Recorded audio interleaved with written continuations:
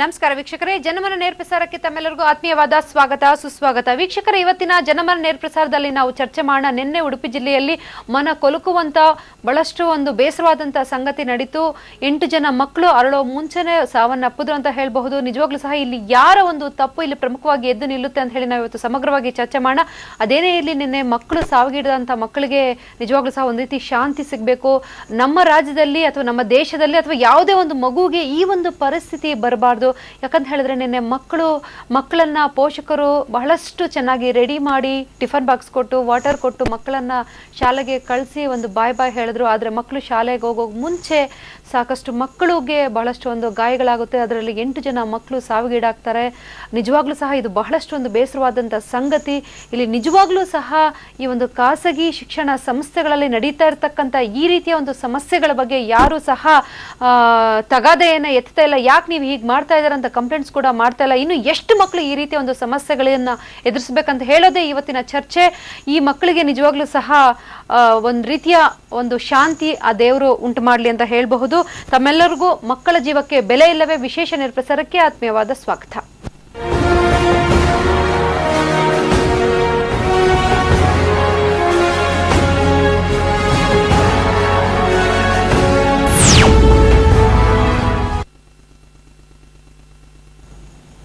S ವೀಕ್ಷಕರೇ, ಮತ್ತೊಮ್ಮೆ ಮಕ್ಕಳ ಜೀವಕ್ಕೆ ಇಲ್ಲವೇ ಬೆಲೆ ವಿಶೇಷ ನೇರಪ್ರಸಾರಕ್ಕೆ ಸ್ವಾಗತ. ವೀಕ್ಷಕರೇ, ಇತ್ತೀಚಿನ ದಿನದಲ್ಲಿ ಶಾಲೆ ಶುರುವಾಗಿ 1 ತಿಂಗಳಾಯ್ತು. ಮಳೆಗಾಲ, ಈಗ ಮಳೆ ಬರ್ತಾ ಇದೆ. ಮಕ್ಕಳು ಬಹಳಷ್ಟು ಬೇಗ ಎದ್ದೇಳೋದು ಕಷ್ಟ ಚಳಿಗಾಲದಲ್ಲಿ. ಆದರೂ ಸಹ ಎದ್ದು ಬೇಗ ರೆಡಿಯಾಗಿ ಶಾಲೆಗೆ ಹೋಗುವಂಥ ಸಮಯದಲ್ಲಿ ಅವ್ರು ಪಡುವಂಥ ಯಾತನೆ ಒಂದು ರೀತಿ ನರಕ ಯಾತನೆ ಅಂತ ಹೇಳಬಹುದು. ಇದಕ್ಕೆ ನಿಜವಾಗ್ಲೂ ಸಹ ಬೇಜವಾಬ್ದಾರಿ ಅಂತ ಒಂದು ವಾಹನ ಚಾಲಕರು ಒಂದು ಗಾಡಿಯನ್ನ ಚಲಾಯಿಸ್ತಾ ಇದ್ದಾರೆ. ಜೊತೆಗೆ ಏನಂತ ಹೇಳಿದ್ರೆ, ಇವತ್ತು ನಮ್ಮ ಬೆಂಗಳೂರಿನಲ್ಲಾಗ್ಬೋದು ಅಥವಾ ಕೆಲವು ಹಳ್ಳಿಗಳಲ್ಲಾಗ್ಬೋದು, ಒಂದು ಚಿಕ್ಕ ಗಾಡಿಯಲ್ಲಿ, ಒಂದು ಆಟೋ ಅಲ್ಲಿ ಅಥವಾ ಒಂದು ಓಮ್ನಿ ಕಾರ್ನಲ್ಲಿ 10 ಜನ 15 ಜನ 20 ಜನ ಮಕ್ಕಳನ್ನ ತುಂಬಿಸ್ಕೊಂಡು ಹೋಗುವಂಥದ್ದು, ಮತ್ತೆ ಹೋಗುವಂಥ ಸ್ಪೀಡ್ ನೋಡಬೇಕು, ನಿಜವಾಗ್ಲೂ ಸಹ ಭಯ ಆಗುತ್ತೆ ಅಂತ ಹೇಳಬಹುದು. ಯಾಕಂದ್ರೆ ಇವಾಗ ಹದಗೆಟ್ಟಿರ್ತ ರಸ್ತೆಗಳು, ಎಲ್ಲಿ ಏನಾಗುತ್ತೆ, ಮಗು ಮನೆಗೆ ವಾಪಸ್ ಬರೋವರೆಗೂ ಸಹ ಒಂದು ರೀತಿ ಭಯ ಆತಂಕ ಸೃಷ್ಟಿಸುವಂತ ವಾತಾವರಣ ಇವತ್ತು ಕಲ್ಪಿಸಿದೆ ಅಂತ ಹೇಳಬಹುದು. ಎಲ್ಲ ವಿಚಾರಗಳ ಬಗ್ಗೆ ಮಾತನಾಡಲಿಕ್ಕೆ ಅತಿಥಿಗಳು ನಮ್ಮ ಜೊತೆಗಿರ್ತಾರೆ. ಮೊದಲನೇದಾಗಿ ನಮ್ಮ ಜೊತೆಗಿರ್ತಾರೆ ಶೈಲಾ ಪಿ ಅವರು, ಮುಖ್ಯೋಪಾಧ್ಯಾಯರು, ಸರ್ಕಾರಿ ಬಾಲಕಿಯರ ಪ್ರೌಢಶಾಲೆ ಮಾಗಡಿ. ಅವ್ರನ್ನ ಕಾರ್ಯಕ್ರಮಕ್ಕೆ ಸ್ವಾಗತಿಸೋಣ. ನಮಸ್ಕಾರ, ಸ್ವಾಗತ. ವೀಕ್ಷಕರೇ, ಮತ್ತಷ್ಟು ಹೆಚ್ಚಿನ ಮಾಹಿತಿಯನ್ನ ನೀಡಲಿಕ್ಕೆ ಮತ್ತು ಇವತ್ತು ಸಮಾಜದಲ್ಲಿ ಏನೆಲ್ಲ ಒಂದು ತೊಂದರೆಗಳಾಗ್ತಾ ಇದೆ, ಸಮಸ್ಯೆಗಳಾಗ್ತಾ ಇದೆ, ಅದರಲ್ಲೂ ವಿಶೇಷವಾಗಿ ಮಕ್ಕಳು ಮತ್ತು ಮಹಿಳೆಯರ ಬಗ್ಗೆ ಸಾಕಷ್ಟು ಒಂದು ಕಾಳಜಿಯನ್ನ ವಹಿಸಿರ್ತಕ್ಕಂಥ ಸಮಾಜ ಸೇವಕಿ ಪೂರ್ಣಿಮಾ ದಾಸ್ ಅವರು ನಮ್ಮ ಜೊತೆಗಿರ್ತಾರೆ. ಅವನು ಸಹ ಕಾರ್ಯಕ್ರಮಕ್ಕೆ ಸ್ವಾಗತಿಸೋಣ. ನಮಸ್ಕಾರ, ಕಾರ್ಯಕ್ರಮಕ್ಕೆ ಸ್ವಾಗತ. ಎಸ್ ವೀಕ್ಷಕರೇ, ಇವತ್ತಿನ ನಮ್ಮ ಚರ್ಚೆನ ಶುರು ಮಾಡೋಣ ಶೈಲಾ ಪಿ ಅವರಿಂದ. ಮೇಡಮ್, ನಿನ್ನೆ ಆದಂಥ ಇನ್ಸಿಡೆಂಟ್ ಇಂದ ಯಾರು ಕಾರಣ ಇದಕ್ಕೆ ಅಂತ ಅನ್ಸುತ್ತೆ ತಮಗೆ? ನಿಜವಾಗ್ಲೂ ಇದೊಂದು ಮನ ಕಲಕುವ ತುಂಬ ಬೇಸರದ ಸಂಗತಿ. ನಿಜವಾಗ್ಲೂ ಆ ಮಕ್ಕಳು ಯಾವ ಪಾಪ ಮಾಡಿದ್ರು ಅಂತ ಅನಿಸ್ತಾ ಇದೆ. ನಾವೆಲ್ಲರೂ ಅಂದ್ಕೋತೀವಿ ಮಕ್ಕಳು ನಮ್ಮ ಮನೆ ಬೆಳಕು, ಮಕ್ಕಳಿಗೋಸ್ಕರನೇ ನಾವೆಲ್ಲರೂ ಕೂಡ ಪ್ರತಿ ದಿವಸ ದುಡಿಯೋದು ಮಕ್ಕಳಿಗೋಸ್ಕರ. ಅಂಥದ್ರಲ್ಲಿ ಮಕ್ಕಳ ಬಗ್ಗೆ ಯಾರನ್ನು ದೂಷಿಸಬೇಕು ಅನ್ನೋದು ಒಂದು ದೊಡ್ಡ ಪ್ರಶ್ನೆ ಆಗಿದೆ. ಒಂದೇ ವ್ಯಾನಲ್ಲಿ ಅದು ಬೆಳಗ್ಗೆ ಓದ್ಬೇಕಾದ್ರೆ ನಿಜವಾಗ್ಲೂ ಬೇಜಾರಾಯಿತು. ಒಂದು ವ್ಯಾನಲ್ಲಿ 8 ಜನ ತುಂಬೋದು ಕನಿಷ್ಠ ಅಂದರೆ, ಅದರಲ್ಲಿ 12 ಜನ 18 ಜನ ಮಕ್ಕಳನ್ನ ತುಂಬ್ತಾರೆ ಅಂದರೆ ಪೇರೆಂಟ್ಗೂ ಕೂಡ ಸ್ವಲ್ಪ ಜವಾಬ್ದಾರಿ ಇರಬೇಕು. ಏನೋ ನಮ್ಮ ಮನೆ ಹತ್ರ ವೆಹಿಕಲ್ ಬರ್ತಾ ಇದೆ, ಏನೋ ಮಕ್ಕಳು ಹೋಗಿ ತಲುಪ್ತಾ ಇದ್ದಾರೆ, ಸುರಕ್ಷಿತವಾಗಿ ತಲುಪ್ತಾರೆ ಅನ್ನೋ ಕಾನ್ಸೆಪ್ಟಲ್ಲಿ ಕಳಿಸ್ತಾರೆ. ಆದರೆ ಅದು ಎಷ್ಟು ಸುರಕ್ಷಿತ ಅನ್ನೋ ಒಂದು ಆಲೋಚನೆನ ಪೇರೆಂಟ್ ಮಾಡಬೇಕು. ಕೆಲವೊಂದು ಸಲ ಆಗತ್ತೆ, ಶಾಲಾ ವೆಹಿಕಲ್ಲು ಮನೆಗಳ ಹತ್ರ ಬರದೇ ಇರ್ಬೋದು. ನಮ್ಮ ಮಕ್ಕಳು ಒಳ್ಳೆ ಶಾಲೆಗೆ ಹೋಗ್ಬೇಕು, ದೊಡ್ಡ ಶಾಲೆಗೆ ಹೋಗ್ಬೇಕು ಅನ್ನೋ ಮನಸ್ಥಿತಿ ನಮ್ಮ ಪೋಷಕರಲ್ಲಿ ಇರೋದ್ರಿಂದ ಎಲ್ಲರೂ ಕೂಡ ಅದೇ ಶಾಲೆಗೆ ಹೋಗ್ಬೇಕು, ನನ್ನ ಮಕ್ಕಳು ಅದರಲ್ಲೇ ಕಲಿಬೇಕು ಅನ್ನೋ ಒಂದು ಕಾನ್ಸೆಪ್ಟ್ನ ದಯವಿಟ್ಟು ಬದಲಾಯಿಸ್ಕೊಂಡ್ರೆ ಸರಿಯಾಗುತ್ತೇನೋ. ಯಾವುದು ನಮ್ಮ ಮಕ್ಕಳಿಗೆ ಹತ್ರ ಇದೆ, ಮಕ್ಕಳ ಸುರಕ್ಷತೆ ಮುಖ್ಯ. ನಾನ್ ಮನೇಲಿ ಕಲಿಸ್ತೀನಿ ಅಂದ್ರೆ ಮಕ್ಕಳು ಯಾವ ಶಾಲೆಗೆ ಹೋದ್ರು ಕಲಿತಾರೆ, ನನಗನ್ಸಿದ್ದದು. ಸೊ ಹಾಗಾಗಿ ಮಕ್ಕಳಿಗೆ ಯಾವ್ದು ಹತ್ರ ಇದೆ, ಯಾವ ಶಾಲೆಗೆ ಮಗು ಸುರಕ್ಷಿತವಾಗಿ ಹೋಗಿ ಬರುತ್ತೆ ಅನ್ನೋದನ್ನ ಮೊದಲು ನೋಡ್ಕೋಬೇಕು, ಪೋಷಕರು ಮೊದಲು ನೋಡ್ಕೋಬೇಕಿತ್ತೇನೋ ಅಂತ ಒಂದು ಭಾವನೆ ನನ್ಗೆ ಅನ್ಸ್ತಾ ಇದೆ. ಕೇವಲ ನಿನ್ನೆ ನಡೆದಂತ ಘಟನೆ ಮಾತ್ರ ಅಲ್ಲ, ಇವತ್ತು ನಿಜವಾಗ್ಲೂ ಸಹ ನಾವು ಸಾಕಷ್ಟು ಒಂದು ನೋಡ್ತಾ ಇರ್ತೀವಿ. ಮಕ್ಕಳು ಶಾಲಾ ವಾಹನ ಆಕ್ಸಿಡೆಂಟ್ ಆಯ್ತು ಅಂತ ಹೇಳಿದ್ರೆ ಬೆಳಿಗ್ಗೆ ಎಲ್ಲರಿಗೂ ಬಹಳಷ್ಟು ಒಂದು ತರಾತುರಿ. ಪೋಷಕರು ಅಷ್ಟೇ ಬೇಗ ಟಿಫನ್ ಕಾರ್ಯರೆಲ್ಲ ರೆಡಿ ಮಾಡಿ ಮಕ್ಕಳನ್ನ ರೆಡಿ ಮಾಡ್ತೀವಿ. ಎಷ್ಟೋ ಜನ ಮಕ್ಕಳು ನಿದ್ದೆ ಮಾಡ್ತಾ ಇರ್ತವೆ. ಆ ನಿದ್ದೆ ಮಾಡೋಂಥ ಮಕ್ಕಳಿಗೆ ಬ್ರಷ್ ಮಾಡಿ ನಾವು ರೆಡಿ ಮಾಡ್ತೀವಿ. ಜೊತೆಗೆ ಏನಂತ ಹೇಳಿದ್ರೆ, ಇಲ್ಲಿ ನಿಜವಾಗ್ಲೂ ಸಹ ತಾವು ಹೇಳೋ ಪ್ರಕಾರ ಪೋಷಕರು ಒಂದ್ಸತಿ ಯೋಚನೆ ಮಾಡಬೇಕು. ಯಾಕಂದ್ರೆ 18-20 ಕಿಲೋಮೀಟರ್ ಕಳಿಸೋ ಬದಲಾಗಿ ನಮ್ಮ ಒಂದು ಮನೆ ಎಲ್ಲಿರುತ್ತೋ ಆ ಒಂದು ಸುತ್ತಮುತ್ತಲ ಒಳ್ಳೆ ಶಾಲೆಗಳಿರುತ್ತೆ, ಅಂತ ಶಾಲೆಗಳಿಗೆ ಸೇರಿಸ್ಬೋದು. ನಿನ್ನೆ ನಡೆದಂತ ಘಟನೆ ನಿಜವಾಗ್ಲೂ ಸಹ ಓವರ್ ಸ್ಪೀಡ್ ಅಂತ, ಮತ್ತೆ ಅವ್ರು ನಿಜವಾಗ್ಲೂ ಬಹಳಷ್ಟೊಂದು ಕೇರ್ಲೆಸ್, ಬೇಜವಾಬ್ದಾರಿಯಾಗಿ ನಡ್ಕೊಂಡ್ರು, ಅದರಿಂದ ಈ ರೀತಿ ಒಂದು ಆಕ್ಸಿಡೆಂಟ್ ಆಯ್ತು ಅಂತ ಎಲ್ಲ ಮೂಲಗಳು ತಿಳಿಸಿದೆ. ಏನ್ ಹೇಳ್ತೀರಿ ಇದ್ರ ಬಗ್ಗೆ? ಖಂಡಿತ ಮೇಡಮ್, ಅದಂತೂ ನಿಜದ ಮಾತು. ಏಕೆ ಅಂದ್ರೆ ಈಗ ಡ್ರೈವರ್ಗಳದ್ದು ಏನಾಗಿದೆ, ಈಗ ಶಾಲಾ ವಾಹನ ಅಂತ ಏನಿರತ್ತೆ ಆ ವಾಹನದಲ್ಲಿ ಅವ್ರಿಗೆ ಇಷ್ಟು ದಿನಕ್ಕೆ ನೀವು ಇಷ್ಟು ಟ್ರಿಪ್ ಮಾತ್ರ ಮಾಡಬೇಕು ಅನ್ನೋದಿರತ್ತೆ. ಸ್ಕೂಲ್ ಬಸ್ ಆದ್ರೆ ಆಥರೈಸ್ಡ್ ಸ್ಕೂಲ್ ಬಸ್.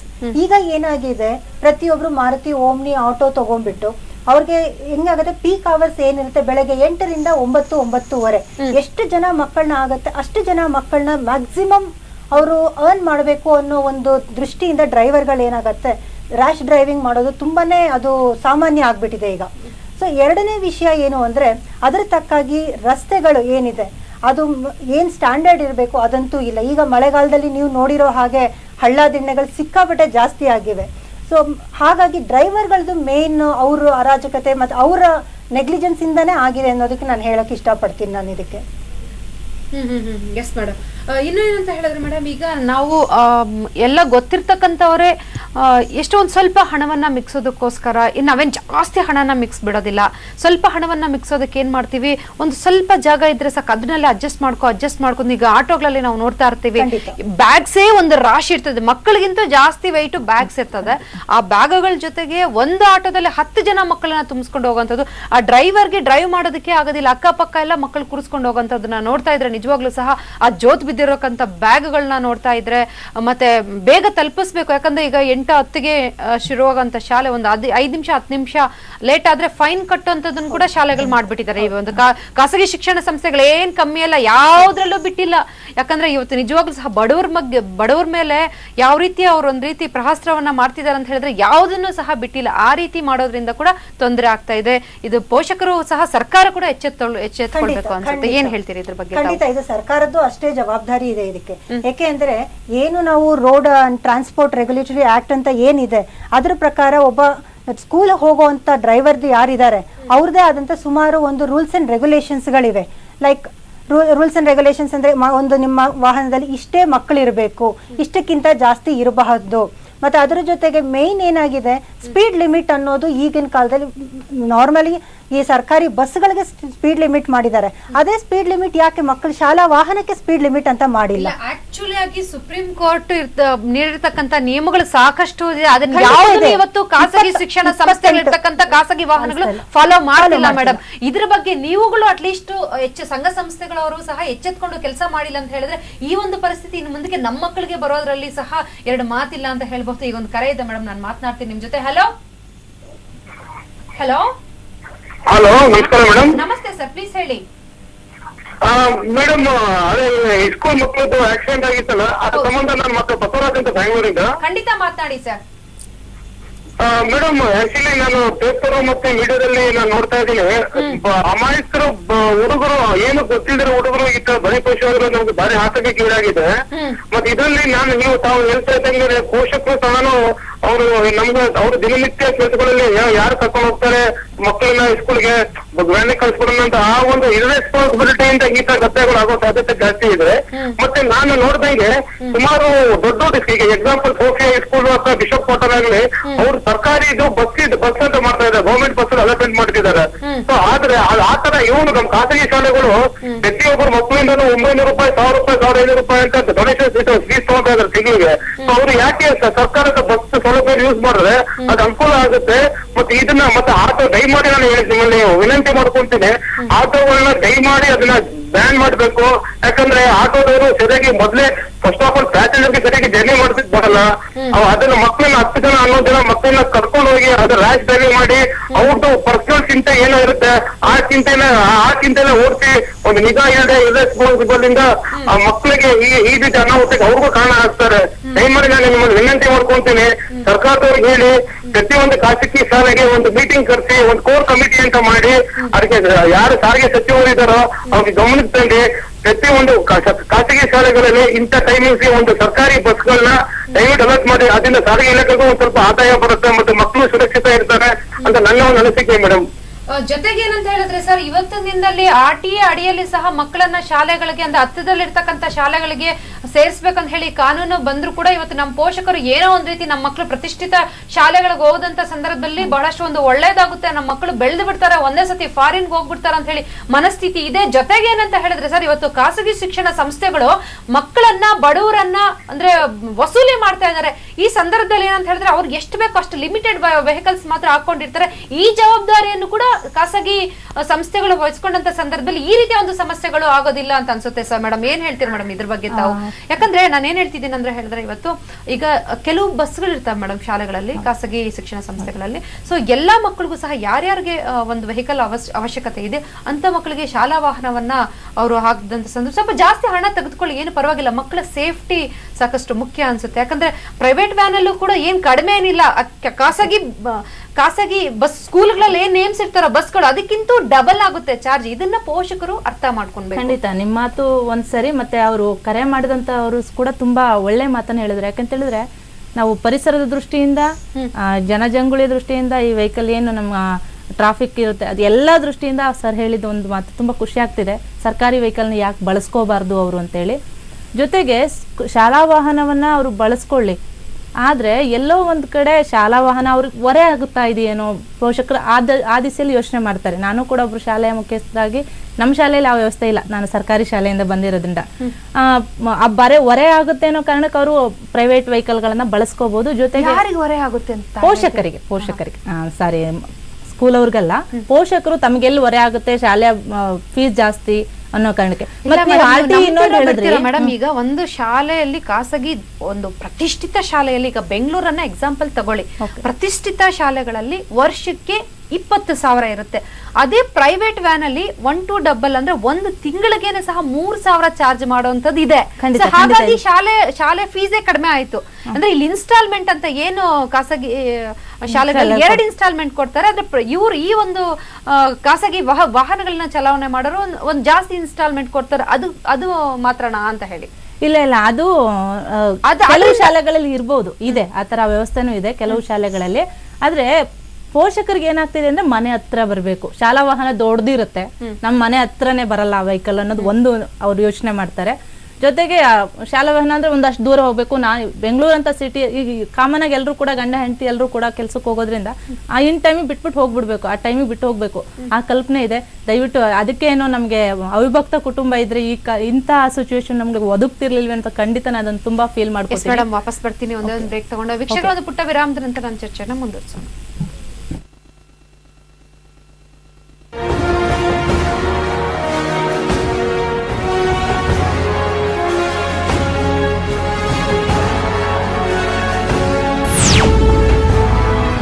ಯಾವುದರ ಕಾಂತಿ ಎಷ್ಟೊತ್ತಿರುತ್ತೆ?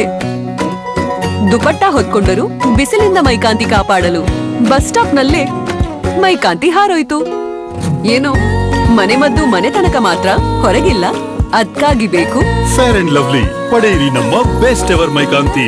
ಇನ್ನು ದುಪಟ್ಟ ಅಲ್ಲ, ಅಪ್ಪಟ ಮೈಕಾಂತಿ. ವಿಂಬಾರ್ ಎಲ್ಲಕ್ಕಿಂತ ಅತಿ ಶೀಘ್ರ ಅಂತ ಇವ್ರು ನಂಬೋಲ್ಲ. ಚಾಲೆಂಜ್ ನೀರಲ್ಲಿ ಧಮ್ಮೆ ಇಲ್ಲ, ಆದ್ರೆ ವಿಂಬಾರ್ ನಲ್ಲಿದೆ ಒಂದಲ್ಲ ಎರಡಲ್ಲ ಪೂರ್ತಿ 100 ನಿಂಬೆಗಳ ಶಕ್ತಿ. ನೀರು ಹೋಯ್ತಲ್ಲ, ಜಿಡ್ಡು ಕೂಡ ಹೋಯ್ತು. ಅತಿ ಶೀಘ್ರ 100 ನಿಂಬೆಗಳ ಶಕ್ತಿಯುಳ್ಳ ವಿಂಬಾರ್.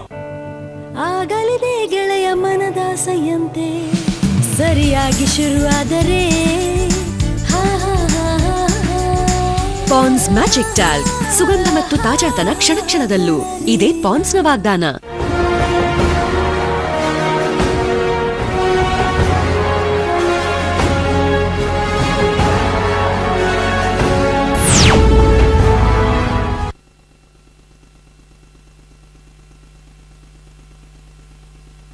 ನಿನ್ನಲ್ಲಿ ನಿಜವಾಗ್ಲೂ ಸಹ ಈ ಒಂದು ಖಾಸಗಿ ಶಿಕ್ಷಣ ಸಂಸ್ಥೆಗಳು ಜೊತೆಗೆ ಒಂದು ಖಾಸಗಿ ವಾಹನಗಳು ಮಕ್ಕಳನ್ನ ಯಾರು ಶಾಲೆಗೆ ಬಿಡ್ತಾರೋ ಆ ಒಂದು ಸಂಸ್ಥೆಗಳು, ಆ ಒಂದು ವಾಹನದವರು ಮಕ್ಕಳ ಒಂದು ಜೀವನ ಜೊತೆ ಚೆಲ್ಲಾಟ ಆಡ್ತಾ ಇದ್ದಾರೆ.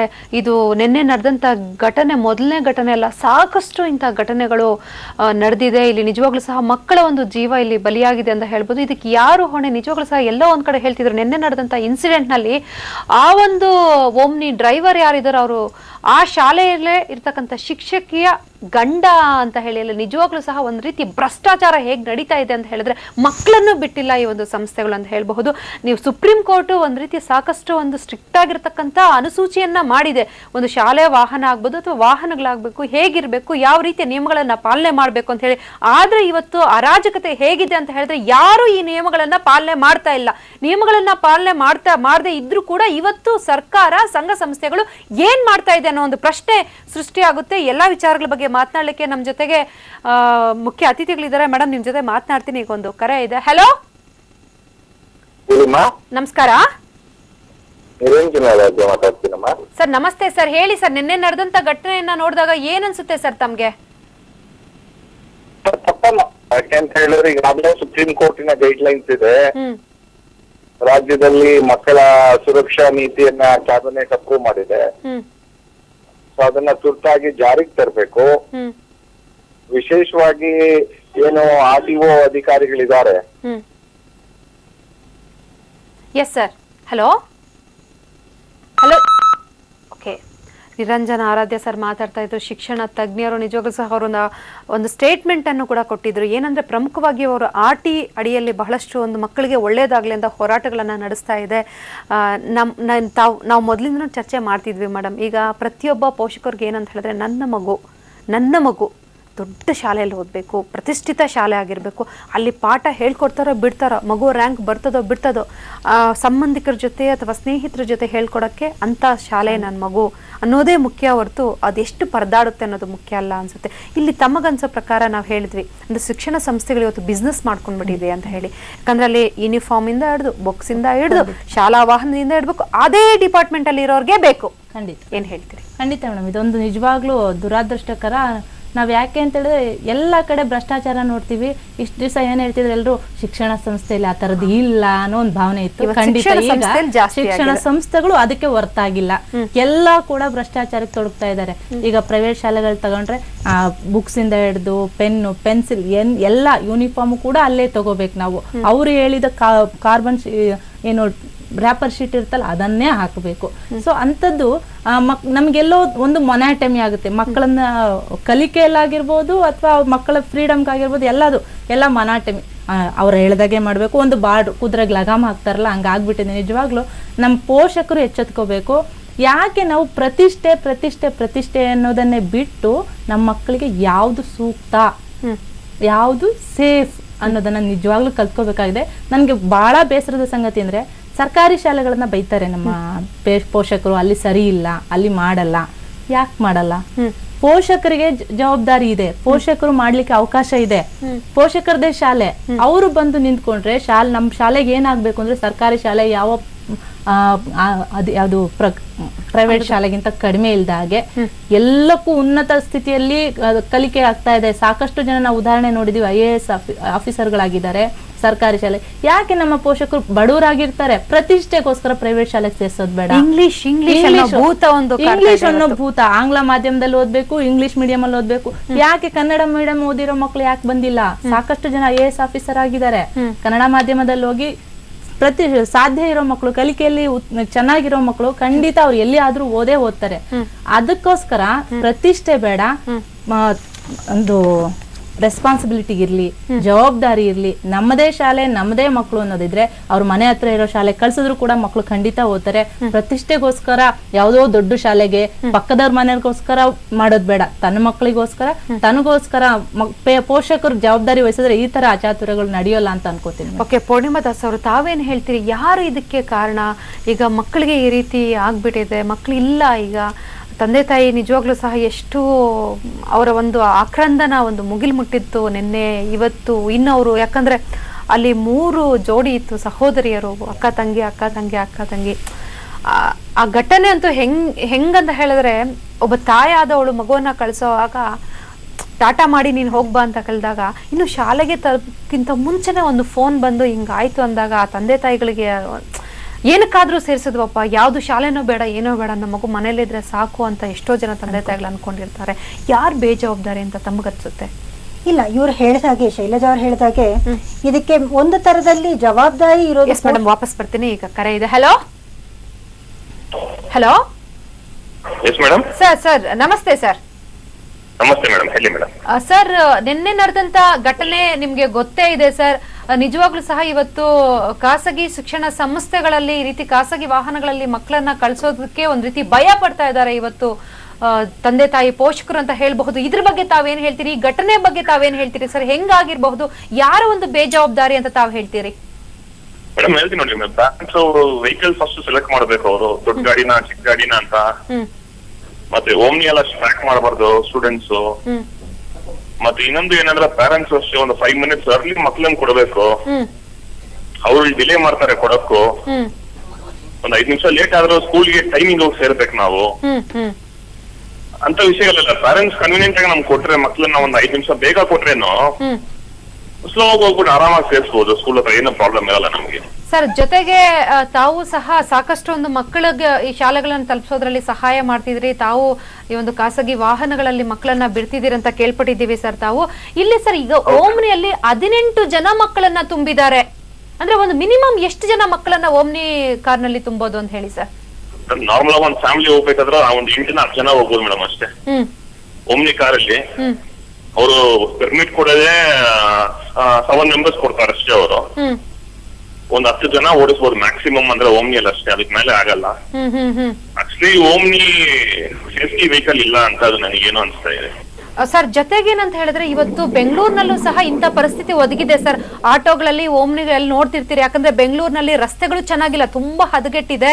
ಮತ್ತೆ ಮಕ್ಕಳನ್ನ ತುಂಬಿಸ್ಕೊಂಡಿರ್ತಾರೆ ಆಟೋಗಳಲ್ಲಂತೂ. ಒಂದ್ ಕಡೆ ಬ್ಯಾಗ್ಗಳು ತೇಲಾಡ್ತಾ ಇರ್ತದೆ, ಇನ್ನೊಂದ್ ಕಡೆ ಮಕ್ಕಳು ತೇಲಾಡ್ತಾ ಇರ್ತಾರೆ ಸರ್.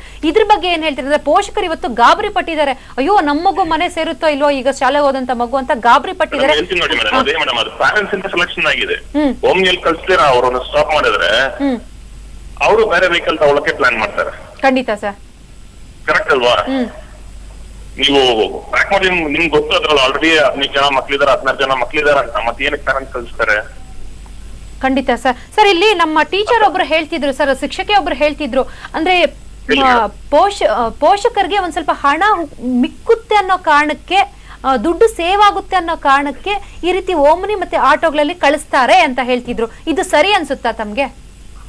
Correct madam. ಪ್ಯಾರೆಂಟ್ಸ್ ನೋಡಿ, ಇವಾಗ ದೊಡ್ಡ ಗಾಡಿಗಳಂದ್ರೆ ದೊಡ್ಡ ರೇಟ್ ಜಾಸ್ತಿ ಚಾರ್ಜ್ ಮಾಡ್ತಾರೆ, ಯಾಕಂದ್ರೆ ಮೇಂಟೆನೆನ್ಸ್ ಕಾಸ್ಟ್ ಇರುತ್ತೆ, ತುಂಬಾ ಕಾಸ್ಟ್ ಇರುತ್ತೆ ನಮ್ಗೆ ಎಲ್ಲರಿಗೂ ಸೇರಿ.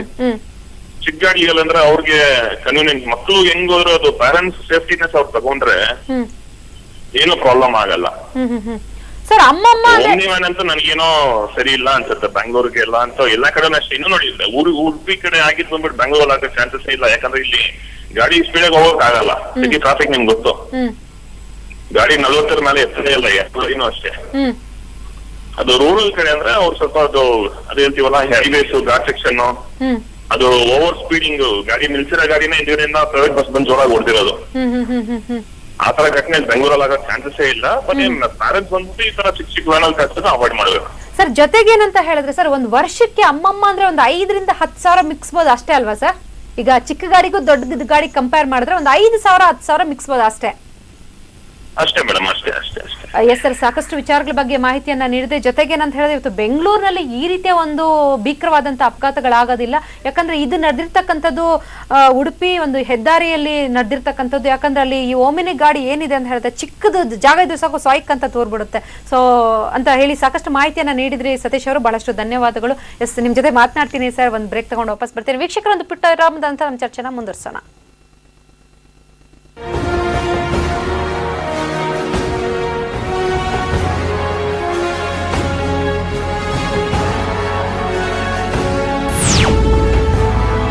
ಪ್ರತಿ ಗೃಹಿಣಿಯು ತಾನು ತಾಯಿಯಾಗಲು ಎಷ್ಟೇ ಪೇನ್ಫುಲ್ ಟ್ರೀಟ್ಮೆಂಟ್ ಇದ್ದರೂ ಭರಿಸಿ, ಎಷ್ಟೇ ಸೈಡ್ ಎಫೆಕ್ಟ್ ಇದ್ದರೂ ಸಹಿಸಿಕೊಳ್ತಾಳೆ.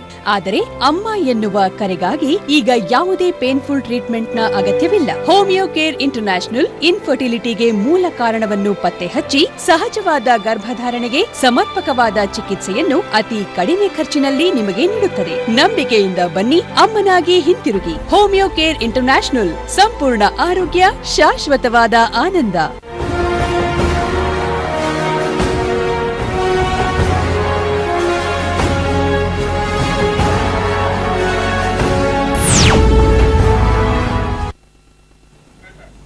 ವೀಕ್ಷಕರ ಮತ್ತೊಮ್ಮೆ ಮಕ್ಕಳ ಜೀವನಕ್ಕೆ ಬೆಲೆ ಇಲ್ಲವೇ ವಿಶೇಷ ನಿರ್ಪ್ರಸಾರಕ್ಕೆ ಆತ್ಮೀಯವಾದ ಸ್ವಾಗತ ಸುಸ್ವಾಗತ. ಇವತ್ತು ನಿಜವಾಗ್ಲೂ ಸಹ ಮಕ್ಕಳ ಜೊತೆ ಚೆಲ್ಲಾಟ ಆಡ್ತಾ ಇದೆ ಈ ಒಂದು ಖಾಸಗಿ ಶಿಕ್ಷಣ ಸಂಸ್ಥೆಗಳು ಮತ್ತು ಈ ಒಂದು ಖಾಸಗಿ ವಾಹನಗಳು ಅಂತ ಹೇಳಿದ್ರೆ ತಪ್ಪಾಗಲಾರ್ದು. ಮತ್ತಷ್ಟು ವಿಚಾರಗಳ ಬಗ್ಗೆ ಮಾತನಾಡಲಿಕ್ಕೆ ಮತ್ತೊಬ್ಬ ಅತಿಥಿಗಳು ನಮ್ಮ ಜೊತೆಗಿರ್ತಾರೆ. ಡಾಕ್ಟರ್ ಮೌಲಾ ಶರೀಫ್ ಅವರು, ಪೋಷಕರು ಮತ್ತು ಸಮಾಜ ಸೇವಕರು. ಕಾರ್ಯಕ್ರಮಕ್ಕೆ ಸ್ವಾಗತ. ನಮಸ್ಕಾರ, ಕಾರ್ಯಕ್ರಮಕ್ಕೆ ಸ್ವಾಗತ. ಎಸ್ ಸರ್, ನಿನ್ನೆ ನಡೆದಂಥ ಘಟನೆ ಇಡೀ ರಾಜ್ಯಕ್ಕೆ ಅಲ್ಲ, ಯಾರ ಘಟನೆ ಬಗ್ಗೆ ಕೇಳಿಸ್ಕೊಂಡಿರ್ತಾರೋ ಅವರೆಲ್ಲರಿಗೂ ಮೈ ಜುಮ್ ಎನ್ನುತ್ತೆ. ಮತ್ತು ಎಲ್ಲೋ ಒಂದು ಕ್ಷಣ ಅವ್ರಿಗೆ ಗೊತ್ತಿಲ್ಲದಿರೇ ಕಣ್ಣಲ್ಲಿ ಒಂಚೂರು ನೀರು ಬರುತ್ತೆ ಅಂತ ಹೇಳಬಹುದು ಸರ್. ಇವತ್ತು ಬೆಂಗಳೂರಿನಲ್ಲೂ ಸಹ ಇಂಥ ಪರಿಸ್ಥಿತಿಗಳು ನಾವು ನೋಡ್ತಿದ್ದೀವಿ. ಅಂದ್ರೆ ಆಕ್ಸಿಡೆಂಟ್ಸ್ ಅಲ್ಲ, ಈ ತುಂಬಿಸ್ಕೊಂಡು ಹೋಗೋದು ಮಕ್ಕಳನ್ನ ನೋಡ್ತಿರ್ತೀವಿ. ಏನ್ ಹೇಳ್ತೀರಿ ಇದ್ರ ಬಗ್ಗೆ? ಜಸ್ಟ್ ನಿಮ್ಮ ಕಾಲ್ ಬಂದಾಗ ಹೇಳ್ತಾ ಇದ್ದೆ, 8 ಜನ 10 ಜನ ಕೂತ್ಕೋಬಹುದು ಓಮ್ನಿನಲ್ಲಿ. ಒಂದು ಓಮ್ನಿನಲ್ಲಿ ಮ್ಯಾಕ್ಸಿಮಮ್ ಪರ್ಮಿಷನ್ ಇರೋದೇ 6 ಜನಕ್ಕೆ, ಡ್ರೈವರ್ ಬಿಟ್ಟು. ಮೊಟ್ಟ ಮೊದಲನೇದಾಗಿ ಈ ಒಂದು ಸಿಬ್ಬಂದಿ ಏನಿದೆ, ಶಾಲಾ ಸಿಬ್ಬಂದಿ, ಓಮ್ನಿಗೆ ರಿಕ್ವೈರ್ಮೆಂಟ್ ಅವ್ರು ತಗೊಂತಾರಲ್ಲ, ಅದೇ ಬಹಳ ದೊಡ್ಡ ತಪ್ಪು. ಇನ್ನೊಂದು ಹೇಳಿದ್ರು ಅವರು, ಈ ಹಣ ಉಳಿಸೋದಕ್ಕೋಸ್ಕರ ಈ ತಂದೆ ತಾಯಿಯವರು ಈ ರೀತಿ ಕಳಿಸ್ತಾರೆ ಅಂತ. ಆಗಿನ ಕಾಲದಿಂದ ಒಂದು ಮಾತು ಹೇಳಿದ್ದಾರೆ, ಪುತ್ರ ಶ್ಲೋಕಂ ನಿರಂತರಂ ಅಂತ. ತಂದೆ ಏನಾದರೂ ಆದರೆ ಮಕ್ಕಳು ಮರೀತಾರೆ, ಮಕ್ಕಳೇನಾದರೂ ಆದರೆ ಆ ದುಃಖ ಅನ್ನೋದು ಯಾರು ಪಟ್ಟಿರ್ತಾರೋ ಅವರಿಗೆ ಮಾತ್ರ ಗೊತ್ತಿರುತ್ತೆ ಮೇಡಮ್. ಯಾರೂ ಹಣ ಉಳಿತಾಯ ಮಾಡಬೇಕು, ಪ್ರತಿಯೊಬ್ಬರು ಮಕ್ಕಳನ್ನು ನಾವು ಏನು ಮಾಡ್ತೀವಿ ಅಂದರೆ, ನಮ್ಮ ಮಕ್ಕಳಿಗೆ ಚೆನ್ನಾಗಿ ಓದಿಸ್ಬೇಕಂತ ಭಾಳ ಕಷ್ಟಪಟ್ಟು ವಿದ್ಯಾವಂತರಾಗಬೇಕು, ಬುದ್ಧಿವಂತರಾಗಬೇಕು, ಜ್ಞಾನವಂತರಾಗಬೇಕು, ಮಾನವಂತರಾಗಬೇಕಂತ ನಾವು ಎಷ್ಟೋ ಕಷ್ಟಪಟ್ಟು ಕಳಿಸ್ತೀವಿ. ಅದರಲ್ಲಿ ನಮ್ಮ ಪೋಷಕರದು ದೊಡ್ಡ ತಪ್ಪು ಏನಂದರೆ, ನೋಡ್ಬೇಕು ನಾವು ಯಾವ ಸ್ಕೂಲಲ್ಲಿ ಹೆರಾಬರಿ ತಗೊಂಡೋಗ್ಬಿಟ್ಟು ಹಾಕಿಬಿಟ್ಟು ಅಲ್ಲಿ ಈ ರೀತಿ ಪ್ರಾಬ್ಲಮ್ ಆದಾಗ ಆ ಒಂದು ನೋವನ್ನೋದು ನಾವು ಸಾಯೋವರೆಗೂ ತನಕ ನಮ್ಗೆ ಬಿಡೋದಕ್ಕೆ ಸಾಧ್ಯನೇ ಇಲ್ಲ ಅನ್ನೋದು. ಎಸ್ ಸರ್, ಇನ್ನೊಂದೇನಂತ ಹೇಳಿದ್ರೆ ಸರ್, ಈಗ ಬೆಂಗಳೂರಿನಲ್ಲಿ ಇರ್ತಕ್ಕಂಥ ಪರಿಸ್ಥಿತಿ, ಬೆಂಗಳೂರಿನಲ್ಲಿ ರೋಡ್ಗಳು ಜಾಸ್ತಿ ಕೆಟ್ಟೋಗಿದ್ದಾವೆ ಸರ್. ಮಕ್ಕಳ ಪ್ರಾಣಕ್ಕೆ ಆಘಾತ ಇಲ್ಲದಿದ್ರು ಕೂಡ ಸಹ ಬೀಳೋದು ಅಂತೂ ನಿಜವಾಗ್ಲೂ ಆಗುತ್ತೆ. ಯಾಕಂದ್ರೆ ಅಷ್ಟು ಭಯಂಕರವಾದಂಥ ಗುಂಡಿಗಳು ರೋಡ್ಗಳಲ್ಲಿದೆ ಅಂತ ಹೇಳ್ಬೋದು. ಜೊತೆಗೆ ಸ್ಪೀಡ್ ಬಗ್ಗೆ ಸರ್, ಬೆಳಗ್ಗೆ ಒಂದು 7 ಗಂಟೆ ಸುಮಾರಿಗೆ ಟ್ರಾಫಿಕ್ ಜಾಮ್ಗಳಾಗುತ್ತೆ ಅಂತ ಹೇಳಿದ್ರೆ ಸರ್, ನಿಜವಾಗ್ಲೂ ಸಿಗ್ನಲ್ಗಳಿರಲ್ಲ, ಅಲ್ಲಿ ಯಾರು ನೋಡ್ಕೊಳ್ಳೋದಕ್ಕಿರೋದಿಲ್ಲ. ಒಂದು ರೀತಿ ಟೆನ್ಷನ್ ಅನ್ನೋ ಲೈಫ್ ಸರ್. ಆ ಒಂದು ಟೆನ್ಷನ್ಗೆ ಮಕ್ಕಳನ್ನ ಶಾಲೆಗೆ ಬೇಗ ಬಿಡ್ಬೇಕಂತ ಹೋಗೋ ಫಾಸ್ಟ್ ಇದೆ ಅಲ್ಲ ಸರ್, ಅದೆಲ್ಲ ನೋಡಿದ್ರೆ ನಿಜವಾಗ್ಲೂ ಸಹ ಗಾಬರಿ ಆಗುತ್ತೆ. ನಾನು ಬರುವಾಗ ಒಂದು 11:30-12 ಗಂಟೆಗೆ ವಿಪರೀತ ಮಳೆ ಬರ್ತಾ ಇತ್ತು ಬೆಂಗಳೂರಲ್ಲಿ. ಚಿಕ್ಕ ಮಗು ಕರ್ಕೊಂಡು ಬಂದ್ಬಿಟ್ಟು ಆಕ್ಸಿಡೆಂಟ್ ಆಗಿದೆ. ಮಗು ಆ ದೇವರ ಒಂದು ಕೃಪೆಯಿಂದ ಒಂದು ಪಕ್ಕಕ್ಕೆ ಬಿದ್ದುಬಿಟ್ಟು ಸ್ಪಾಟಲ್ಲಿ ಇದಾಗಿದ್ದಾರೆ. ಯಾರು ಕರ್ಕೊಂಡು ಬರ್ತಾ ಇದ್ದಾರಲ್ಲ ಅವ್ರ ತಂದೆ ಅನ್ನೋರು. ಈ ರೀತಿ ಆಗೋದಕ್ಕೆ ಕಾರಣ ಏನಂದರೆ, ಫಾಸ್ಟಾಗಿ ಹೋಗ್ಬಿಟ್ಟು ಒಂದು 5 ನಿಮಿಷ ಹೆಚ್ಚು ಕಡಿಮೆ ಹೋಗ್ಬೇಕಂತ ನಮ್ಮಲ್ಲೂ ಇರಬೇಕಾಗುತ್ತೆ. ನಾವು ಒಂದ್ಸಲ ಯೋಚನೆ ಮಾಡಬೇಕು, ಒಂದ್ಸಲ ಜೀವ ಹೋದ್ರೆ ಬರೋದಕ್ಕೆ ಸಾಧ್ಯ ಇಲ್ಲಲ್ಲ ಮೇಡಮ್? ಖಂಡಿತ ಇಲ್ಲ ಸರ್. ಎಸ್, ಈಗ ಇದೆಲ್ಲ ರೂಲ್ಸ್ ಏನಾಗಿದೆ ಅಂದರೆ, ಒಂದು ಶಿಕ್ಷಣ ಸಂಸ್ಥೆಗಳ ರೂಲ್ಸ್ ಏನಾಗಿದೆ, ಆಟಕ್ಕುಂಟು ಲೆಕ್ಕಕ್ಕಿಲ್ಲ ಅನ್ನೋ ಒಂದು ಪರಿಸ್ಥಿತಿಯನ್ನು ಎದುರಿಸ್ತಾ ಇದ್ದಾರೆ. ಮತ್ತು ಎಷ್ಟು ನಿಜವಾಗ್ಲೂ ಸಹ ಮಕ್ಕಳ ಸುರಕ್ಷತೆ ಬಗ್ಗೆ ರೂಲ್ಸು ರೆಗ್ಯುಲೇಷನ್ಸ್ ಇದ್ದೇ ಇದೆ. ಆ ರೂಲ್ಸು ರೆಗ್ಯುಲೇಷನ್ನ ಶಿಕ್ಷಣ ಸಂಸ್ಥೆಗಳು ಫಾಲೋ ಮಾಡ್ತಾ ಇಲ್ಲ, ಈ ವಾಹನ ಚಲಾವಣೆ ಮಾಡೋರು ಸಹ ಫಾಲೋ ಮಾಡ್ತಾ ಇಲ್ಲ. ಎಲ್ಲಿಗೆ ಹೋಗ್ಬೇಕು, ಯಾರ ಮೊರೆ ಹೋಗಬೇಕು, ಯಾರ ಜವಾಬ್ದಾರಿ ಇದಕ್ಕೆ ಅಂತ ಹೇಳಿದ್ರೆ ಒಂದು ಕಡೆ ಸರ್ಕಾರನೇ ಅನ್ಸುತ್ತೆ. ಏನು ಮಾಡಬಹುದು ಅಂತ ತಾವು ಹೇಳ್ತೀರಿ? ಅಲ್ಲ, ಈಗ ನಿಜವಾಗ್ಲೂ ಸರ್ಕಾರ ಮಕ್ಕಳ ಸೇಫ್ಟಿ ಬಗ್ಗೆ ಏನಾದ್ರೂ ಕಾಳಜಿ ತಗೊಂಡಿದ್ಯಾ, ಅದು ಮೊದಲನೇ ನಾವು ಪ್ರಶ್ನೆ ಮಾಡೋಣ. ಯಾಕೆಂದ್ರೆ ಸರ್ಕಾರ ಈಗ ಏನಾಗಿದೆ, 3 ದಿನಕ್ಕೆ ಅವ್ರು ಬದಲಾಯ್ತು, ಇವ್ರು ಬದಲಾಯ್ತು, ಅವ್ರ ಸೀಟು ಅವ್ರು ಉಳಿಸ್ಕೊಳ್ಳೋದೇ ಅವ್ರು ನೋಡ್ತಾ ಇದ್ದಾರೆ ಹೊರತು. ಈಗ RTOದೇ ತಗೊಳ್ಳಿ, RTO ಅವ್ರು ಬರೋದ್ರಲ್ಲಿ ಅವ್ರದ್ದು ಏನಿದೆ, ಬರೀ ರಿಜಿಸ್ಟ್ರೇಷನ್ ನೋಡ್ತಾರೆ. ರಿಜಿಸ್ಟ್ರೇಷನ್ ಮಾಡಿ ಕೊಟ್ಟ ಮೇಲೆ ಆ ಗಾಡಿ ಓಡ್ಸಕ್ಕೆ ಲಾಯಕ್ ಇದೆಯಾ, ಅದಕ್ಕೆ ಒಂದು ಸರ್ಟಿಫಿಕೇಟ್ ಇದೆಯಾ, ಒಂದು ಇಷ್ಟು ವರ್ಷ ಆದ್ಮೇಲೆ ಗಾಡಿಗೆ ರಿನ್ಯೂ ಮಾಡಿದಾರ, ಹೋಗ್ಲಿ ಯಾರು ಒಬ್ಬ ಡ್ರೈವರ್ ಗಾಡಿ ಓಡಿಸ್ತಾ ಇದ್ದಾನೆ ಅವನ ಹತ್ರ ವ್ಯಾಲಿಡ್ ಲೈಸೆನ್ಸ್ ಇದೆಯಾ. ಯಾಕೆಂದ್ರೆ ಈಗ ಏನಾಗಿದೆ, ಸುಮಾರು ಜನ ಹತ್ರ ಸುಮ್ನೆ ಒಂದು ಲೈಸೆನ್ಸ್ ಅಂತ ತಗೊಂಡಿರ್ತಾರೆ, ಗಾಡಿ ಓಡಿಸ್ಲಿಕ್ಕೆ ಬರಲ್ಲ. ಒಂದು ಲೈಸೆನ್ಸ್ ತೋರಿಸ್ಬಿಟ್ರೆ ಆಗ್ಬಿಡತ್ತಾ? ಹೋಗ್ಲಿ, ಆ ಡ್ರೈವರ್ ಅನ್ನೋರು ಯಾರಿದ್ದಾರೆ, ಹಿಂದಿನ ದಿವಸ ಕುಡ್ದಿದಾನ, ಮಕ್ಕಳನ್ನ ಅಷ್ಟು ಮಕ್ಕಳನ್ನ ನಾವು 2 ನಿಮಿಷ ಆಟ ಆಡೋದಕ್ಕೆ ಬಿಟ್ಟಾಗ, ಅಯ್ಯೋ ಮಗು ಎಲ್ಲಾಯ್ತು ಅಂತ 2 ನಿಮಿಷಕ್ಕೂ ನಾವು ತಾಯಿ ಆದವ್ರು ನಾವು ಆಚೆ ಬಂದು ನೋಡ್ತೀವಿ. ಯಾರೋ ಒಬ್ಬ ಗೊತ್ತಿಲ್ಲದೆ ಇರುವಂತ ಒಬ್ಬ ವ್ಯಕ್ತಿ ಡ್ರೈವರ್ ಅಂತ ಹೇಳ್ತೀವಿ, ಅವ್ರ ಹತ್ರ ನಾವು ಮಕ್ಕಳನ್ನ ಒಂದು 10 ಕಿಲೋಮೀಟರ್ 15 ಕಿಲೋಮೀಟರ್ ದೂರದಲ್ಲಿ ಇರುವಂತ ಸ್ಕೂಲ್ಗಳಿಗೆ ಕಳಿಸ್ತಾರೆ. ಗೊತ್ತಿಲ್ಲದೆ ಇರೋ ಒಬ್ಬ ವ್ಯಕ್ತಿ ಜೊತೆ ನಾವು ಕಳಿಸಿದಾಗ ನಾವು ತಾಯಿ ತಂದೆ ಆದವರು ನಮ್ಮದು ಏನ್ ಜವಾಬ್ದಾರಿ ಇದೆ? ಹೋಗ್ಲಿ, ಇವರು ಶೈಲಜಾ ಅವ್ರು ಹೇಳ್ದಂಗೆ ಈಗ ನಮ್ಮ ಮನೆ ಸುತ್ತಮುತ್ತನೇ ಸಿಕ್ಕಾಪಟ್ಟೆ ಒಳ್ಳೊಳ್ಳೆ ಸ್ಕೂಲ್ಗಳಿದೆ. ತಂದೆ ತಾಯಿಯಂದ್ರಿಗೆ ಏನಕ್ಕೆ ನನ್ನ ಮಗ ವ್ಯಾನಲ್ಲೇ ಹೋದ್ರೆ ಮಾತ್ರ ಅವನಿಗೆ ಗ್ರೇಡು? ನಾವು ಇವಾಗ ನಮಗೆಲ್ಲ ಸ್ಕೂಲಲ್ಲಿ ಅಜ್ಜಿ ತಾತ ಎಲ್ಲ ಇರೋರು, ಕೈ ಹಿಡ್ಕೊಂಡು ಕರ್ಕೊಂಡೋಗಿ ಪಕ್ಕದಲ್ಲಿರೋ ಸ್ಕೂಲ್ ಬಿಟ್ಟು ಬರೋರು, ಆಯಾಗಳಿರೋರು. ಆಗ ಯಾಕೆ ಆಕ್ಸಿಡೆಂಟ್ ಆಗ್ತಾ ಇರ್ಲಿಲ್ಲ? ಈಗ ಅದೇ ಇವಾಗ ಏನಾಗಿದೆ, ತಂದೆ ತಾಯಿಗೆ ಮೇನ್ ಆಗಿರೋದು ಒಂದೇ ಏನು ಅಂದ್ರೆ ನನ್ನ ಮಗ ನನ್ನ ಮಗಳು ವ್ಯಾನ್ ಅಲ್ಲಿ ಹೋಗ್ಬೇಕು. ವ್ಯಾನ್ ಅದು ಹೇಗೆ ಅಂದ್ರೆ ಮಕ್ಕಳ ಸೇಫ್ಟಿಗೋಸ್ಕರ ಅಲ್ಲ, ಪಕ್ಕದ ಮನೆಯವ್ರಿಗೆ ತೋರ್ಸಕ್ಕೋಸ್ಕರ. ಇದು ಎಷ್ಟು ನ್ಯಾಯ ಇದು? ಸೊ ಅದು ಒಂದು. ಮತ್ತೆ ಎರಡನೇದು, ನಾವು ಸರ್ಕಾರ ಅಂತ ನಾವು ತಗೊಂಡಾಗ, ಈಗ ನಾನು ಹೇಳಿದೆ ಇವಾಗ ವೆಹಿಕಲ್ಗಳದ್ದು ಓಮ್ನಿನೇ ಇರ್ಲಿ ಆಟೋ ಇರ್ಲಿ, ಈಗ ಓಮ್ನಿ ಗಾಡಿ ಹೋಗತ್ತೆ, 2 ಕಡೆ ಮಿರರ್ ಇರುತ್ತೆ. ಆ ಮಿರರ್ಗೆ ಎಷ್ಟು ವಾಟರ್ ಕ್ಯಾನ್ಗಳು ನೇತಾಕಿರ್ತಾರೆ ಗೊತ್ತಿದ್ಯಾ ನಿಮ್ಗೆ? ಒಬ್ಬ ಏನಕ್ಕೆ ಸೈಡ್ ಮಿರರ್ ಏನಕ್ಕೆ ಇರತ್ತೆ? ಹಿಂದೆ ಬರೋ ವಾಹನಗಳನ್ನ ನೋಡ್ಲಿ ಅನ್ನೋದಕ್ಕೋಸ್ಕರ. ಇಲ್ಲಿ ಮಕ್ಕಳು ಏನಂದ್ರೆ ಇಲ್ಲಿ ಒಂದು 20 ವಾಟರ್ ಬಾಟಲ್ ಇಡೋ ಬದಲು ಅಲ್ಲಿ ಮುಂದಗಡೆ ನೇತ್ ಹಾಕೊಂಡ್ರೆ ಇನ್ನೊಂದು 2 ಮಗು ಎಕ್ಸ್ಟ್ರಾ ಕೂತ್ಕೋಬಹುದು ಅಂತ. ಅದೇ ತಂದೆ ತಾಯಿ ಆದವರು ಒಂದು ಗಾಡಿನಲ್ಲಿ ಹೋದಾಗ ಫಸ್ಟ್ ತನ್ನ ಮಗು ಸರಿಯಾಗಿ ಕೂತ್ಕೊಳ್ಳಿ, ನಾವು ಆಮೇಲೆ ಆರಾಮಾಗಿ ಕೂತ್ಕೊಳ್ಳೋಣ ಅಂತ ಯೋಚನೆ ಮಾಡೋ ತಂದೆ ತಾಯಿ ಅಂದ್ರು ಕುರಿಗಳ ತರ ಗಾಡಿನಲ್ಲಿ ತುಂಬಿ ಕಳಿಸ್ತಾರಲ್ಲ, ಆವಾಗ ಅಯ್ಯೋ ನನ್ನ ಮಗು ಒಳಗೆ ಕುರಿ ದೊಡ್ಡಿ ಹೋದಂಗೆ ಹೋಗ್ತಾ ಇದೆ ಅನ್ನೋದು ಆ ತಂದೆ ತಾಯಿಗೆ ಬೇಡವಾ? ಅದು ಯಾವ ಓಮ್ನಿ ಗಾಡಿಗಳಿದೆ, ಸರ್ಕಾರ ಒಂದನ್ನೇ ನಾವು ದೂರ. ಜೊತೆಗೆ RTO ಅವರಷ್ಟೇ ಇವತ್ತು ಎಷ್ಟೊಂದು ಭ್ರಷ್ಟಾಚಾರ ಇದೆ ಅಂತ ಹೇಳಿದ್ರೆ ಅವ್ರಿಗೆ ಮಾಮೂಲಿ ಕೊಟ್ಬಿಟ್ರೆ ಸಾಕು, ಗಾಡಿ ಹೆಂಗಿದ್ರು ಪರವಾಗಿಲ್ಲ. RTO ಅವರು ನೋಡೋದೇ ಇಲ್ಲ ಮೇಡಮ್. ಖಂಡಿತ ನೋಡಲ್ಲ. 100 ವೆಹಿಕಲ್ ಇವತ್ತು RTO ಹತ್ರ ಹೋದ್ರೆ ಏನು FC-ಗೆ ಅಲ್ಲಿ ನೋಡೋದು ಯಾರಂದ್ರೆ ಒಂದು 5 ರಿಂದ 10 ಎಲ್ಲ ಬ್ರೋಕರ್ಸ್ ಮುಗಿಸ್ತಾರೆ. ಸರ್ ಜೊತೆಗೆ ನೀವು ಅಬ್ಸರ್ವ್ ಮಾಡಿದಿರೋ ಇಲ್ಲೋ, ಇವತ್ತು ಶಾಲಾ ವಾಹನಗಳೆಲ್ಲ ಡಕೋಟಾ ಗಾಡಿಗಳು, ಜಸ್ಟ್ ಒಂದು ಪೇಂಟ್ ಮಾಡಿರ್ತಾರೆ, ಎಲ್ಲ ಕಿತ್ತೋಗಿರ್ತದೆ, ಯಾವ್ದು ಒಳ್ಳೆ ಬ್ರೇಕ್ ಇರೋದಿಲ್ಲ, ಮಿರರ್ ಇರಲ್ಲ, ಏನಿರಲ್ಲ, ಇಂತ ವಾಹನಗಳನ್ನ ಸೆಲೆಕ್ಟ್ ಮಾಡ್ತಾರೆ, ಅಂತ ಗಾಡಿಗಳೇ ಇಟ್ಕೊಳ್ಳೋದು. ಸರ್ ಜೊತೆಗೆ ಇಲ್ಲಿ ಖಾಸಗಿ ಶಿಕ್ಷಣ ಸಂಸ್ಥೆಗಳಂದ್ರೆ ಪ್ರತಿಷ್ಠಿತ ಖಾಸಗಿ ಶಿಕ್ಷಣ ಸಂಸ್ಥೆಗಳು ಯೂನಿಫಾರ್ಮ್ ಅಥವಾ ಶೂ ಲೇಸ್ ಕಲರ್ ಚೇಂಜ್ ಆಗಿದ್ರೆ ಕಟ್ಟಿಲ್ಲ ಅಂತ ಹೇಳಿದ್ರೆ ಆಕ್ಷನ್ ತಗೊಂತಾರೆ, ಮಕ್ಕಳನ್ನ ಹೊರಗಡೆ ನಿಲ್ಲಿಸ್ತಾರೆ. ಆದ್ರೆ ಈ ರೀತಿ ಮಕ್ಕಳು ಬರೋ ಅಂತ ಶಾಲಾ ವಾಹನ ಈ ರೀತಿ ಇದೆ ಅಂತ ಹೇಳಿ ಯಾಕೆ ಸರ್ ಅವ್ರಿಗೆ ಅನ್ಸಲ್ಲ ಅಂತ ತಾವ್ ಹೇಳ್ತೀರಿ? ಅಂದ್ರೆ ಬರೀ ಸ್ಕೂಲ್ ಒಳಗಡೆ ಗೇಟ್ ಒಳಗಡೆ ಬಂದ್ರೆ ಮಾತ್ರ ನಮ್ ಜವಾಬ್ದಾರಿ, ಗೇಟ್ ಹೊರಗಡೆ ಹೋದ್ರೆ ಯಾರು ಬರೋರ್ ಮಕ್ಕಳ ಅಂತ ಅದಲ್ಲ ಮೇಡಮ್. ನೋಡಿ, ಈಗ ಎಜುಕೇಶನ್ಗೆ ಸಂಬಂಧಪಟ್ಟಿರೋರು ಆ ಜಿಲ್ಲೆಯಲ್ಲಿ ಇರ್ಬೋದು, ರಾಜ್ಯದಲ್ಲಿ ಇರ್ಬೋದು, ಯಾವ ರೀತಿ ಈಗ ನಡೆದಿದೆ, ಈ ಘಟನೆ ನಡೆದಿದೆ, ನಡೀಬಾರ್ದಾಗಿತ್ತು, ಬಹಳ ದುಃಖ ಪ್ರತಿಯೊಬ್ಬರಿಗೂ. ಇದಕ್ಕೆ ಸಂಬಂಧಪಟ್ಟಂತೆ ಎಜುಕೇಶನ್ ಮಿನಿಸ್ಟರ್ ಏನಿದಾರೋ ಆವತ್ತೇ ಹೋಗ್ಬೇಕಾಗಿತ್ತು ಅಲ್ಲಿಗೆ. ಎಜುಕೇಶನ್ ಮಿನಿಸ್ಟರ್ ಅವಾಗಲೇ ಹೋಗ್ಬೇಕಾಗಿತ್ತು. ಅವ್ರ ಮನೆಯಲ್ಲಿ ಮೇಡಮ್, ಅವ್ರ ಮನೆಯಲ್ಲಿ ಅವ್ರ ಮಕ್ಕಳಿಗೆ ಅವ್ರ ಮೊಮ್ಮಕ್ಕಳಿಗೆ ಏನಾದ್ರೂ ಆಗಿದ್ರೆ ಅವ್ರು ಇರ್ತಾ ಇದ್ರ? ನಾವು ಯೋಚನೆ ಮಾಡ್ಬೇಕು ತಾನೆ. ಯಾರೋ ಹೋಗಿದ್ದಾರೆ, ಏನಕ್ಕೆ ಎಜುಕೇಶನ್ ಮಿನಿಸ್ಟರ್ ಹೋಗ್ಬೇಕಾಗಿತ್ತು? ಆ ಸ್ಕೂಲ್ಗೆ ಪರ್ಮಿಷನ್ ಕೊಟ್ಟಿದ್ಯಾರು? ಆ ಒಮ್ನಿ ರಿಕ್ವೈರ್ಮೆಂಟ್ ಮಾಡ್ಕೊಂಡಿದ್ಯಾರು? ಇದೆಲ್ಲ ಕೇಳಬೇಕಾಗಿದ್ದ ಜವಾಬ್ದಾರಿ ಎಜುಕೇಶನ್ ಮಿನಿಸ್ಟರ್ಗಿದೆ. ಆ ಜಿಲ್ಲೆಯ ಒಂದು BO ಇರ್ಬೋದು, DDPL ಇರ್ಬೋದು, ಇವ್ರಿಗೆಲ್ಲ ಇದೆ ತಾನೆ. ಇಷ್ಟೊತ್ತರು ಹೋಗಿದ್ದಾರೆ ಅವರು? ಅವ್ರ ಸೀಟ್ ಇವಾಗಲೇ ಹೇಳ್ತಾ ಇದ್ರು ಮೇಡಮ್ ಅವ್ರು, ಬಹಳ ಚೆನ್ನಾಗಿ ಹೇಳಿದ್ರು. ಅವ್ರ ಸೀಟು, ಅವ್ರ ಕಾಸು, ಮತ್ತೊಂದು ಅದ್ರ ಬಗ್ಗೆ ನಾವು ಮಾತಾಡೋ ಅವಶ್ಯಕತೆ ಇಲ್ಲ. ಈ ರೀತಿ ಇದೆ ಅಲ್ಲಿ. ಸರ್ ವಾಪಸ್ ಬರ್ತೀನಿ, ಒಂದೇ ಒಂದು ಕರೆ ಇದೆ ಈಗ. ಹಲೋ ಹಲೋ ನಮಸ್ಕಾರ. ಕೇಳಿಸಿದೆ, ಹೇಳಿ ಸರ್. ಮೇಡಮ್, ನಾವು ಚಿಕ್ಕಮಗಳೂರು ಡಿಸ್ಟ್ರಿಕ್ಟ್ ಇಂದ. ಹಲೋ ಹೇಳಿ ಸರ್, ಕೇಳ್ತಾ ಇದೆ. ದಯವಿಟ್ಟು ಒಂಚೂರು ಟಿವಿ ಸೌಂಡ್ ಏನಾದ್ರು ಸರ್. ನಮಸ್ತೆ, ಕೇಳ್ತಿದ್ಯಾ? ಓಕೆ, ಅಂದ್ರೆ ಸಾಕಷ್ಟು ಜನ ನಿಜವಾಗ್ಲೂ ಸಹ ಈ ಒಂದು ನಿನ್ನೆ ನಡೆದಂತ ಇನ್ಸಿಡೆಂಟ್ ನೋಡಿದಾಗ ಎಲ್ಲರ ಮನೆಯಲ್ಲೂ ಮಕ್ಕಳಿರ್ತಾರೆ, ಶಾಲೆಗೆ ಹೋಗ್ತಾರೆ, ಏನೋ ಒಂದ್ ರೀತಿ ಆತಂಕ. ಈಗ ಸ್ಕೂಲ್ಗೆ ಕಳಿಸೋದಕ್ಕೆ ಭಯ ಆಗಿದೆ. ಹೌದು, ಎಸ್ ಮೇಡಮ್. ನನಗೆ ಇನ್ನೊಂದು ನೆನಪಾಗಿದ್ದು ಅಂದ್ರೆ ಇಲಾಖೆ ಜೊತೆಗೆ ಸ್ಕೂಲ್ ಅವ್ರದ್ದು ಜವಾಬ್ದಾರಿ ಇದೆ. ಯಾಕೆ ಅಂತ ಹೇಳಿದ್ರೆ ಸ್ಕೂಲ್ ಒಬ್ರು ಟೀಚರ್ ಸಂಬಂಧಪಟ್ಟ ವೆಹಿಕಲ್ ಅದು, ಅವ್ರ ಹಸ್ಬೆಂಡೇ ಆ ವೆಹಿಕಲ್ ನ ಡ್ರೈವರ್ ಆಗಿ ಇಟ್ಕೊಂಡು ಮಾಡಿದಾರೆ ಅಂದ್ರೆ ಅಲ್ಲೂ ಕೂಡ ಭ್ರಷ್ಟಾಚಾರ. ನೀವು ಮೊದಲೇ ಹೇಳ್ದಾಗೆ ಅದನ್ನ ಅವ್ರು ಪರ್ಮಿಷನ್ ಕೊಟ್ಟಿದ್ದು ಮೊದಲನೇ ತಪ್ಪು. ಈಗ ಅವರು ಟೀಚರ್ ಒಬ್ಬರೇ ಬಂದು ಹೋಗಿದ್ರೆ ಪರವಾಗಿಲ್ಲ, ಮಕ್ಕಳನ್ನ ಅಲ್ಲಿ ವ್ಯವಹಾರನೂ ಆಯ್ತು, ತಾನು ಬಂದಂಗೂ ಆಯ್ತು ಅನ್ನೋ ಕಾರಣಕ್ಕೆ ಇಲ್ಲಿ 8-10 ಮಕ್ಕಳು ಬಲಿಯಾದ್ವು. ಸೊ ಇದು ಬಹಳ ಅದೇನ್ ಮೇಡಮ್ ದರಿದ್ರ. 17 ಜನ ಮಕ್ಕಳನ್ನ ತುಂಬಿಕೊಂಡು ಬುಕ್ಸ್ ಎಷ್ಟಿರುತ್ತೆ ಮೇಡಮ್? ಅದು ಯಾಕಂದ್ರೆ ಡಬಲ್ ಇರುತ್ತೆ, ಮಕ್ಕಳಿಗಿಂತ ಡಬಲ್ ಪುಸ್ತಕ ಇರುತ್ತೆ. ಖಂಡಿತ ಒತ್ಕೊಳಕ್ ಆಗಲ್ಲ.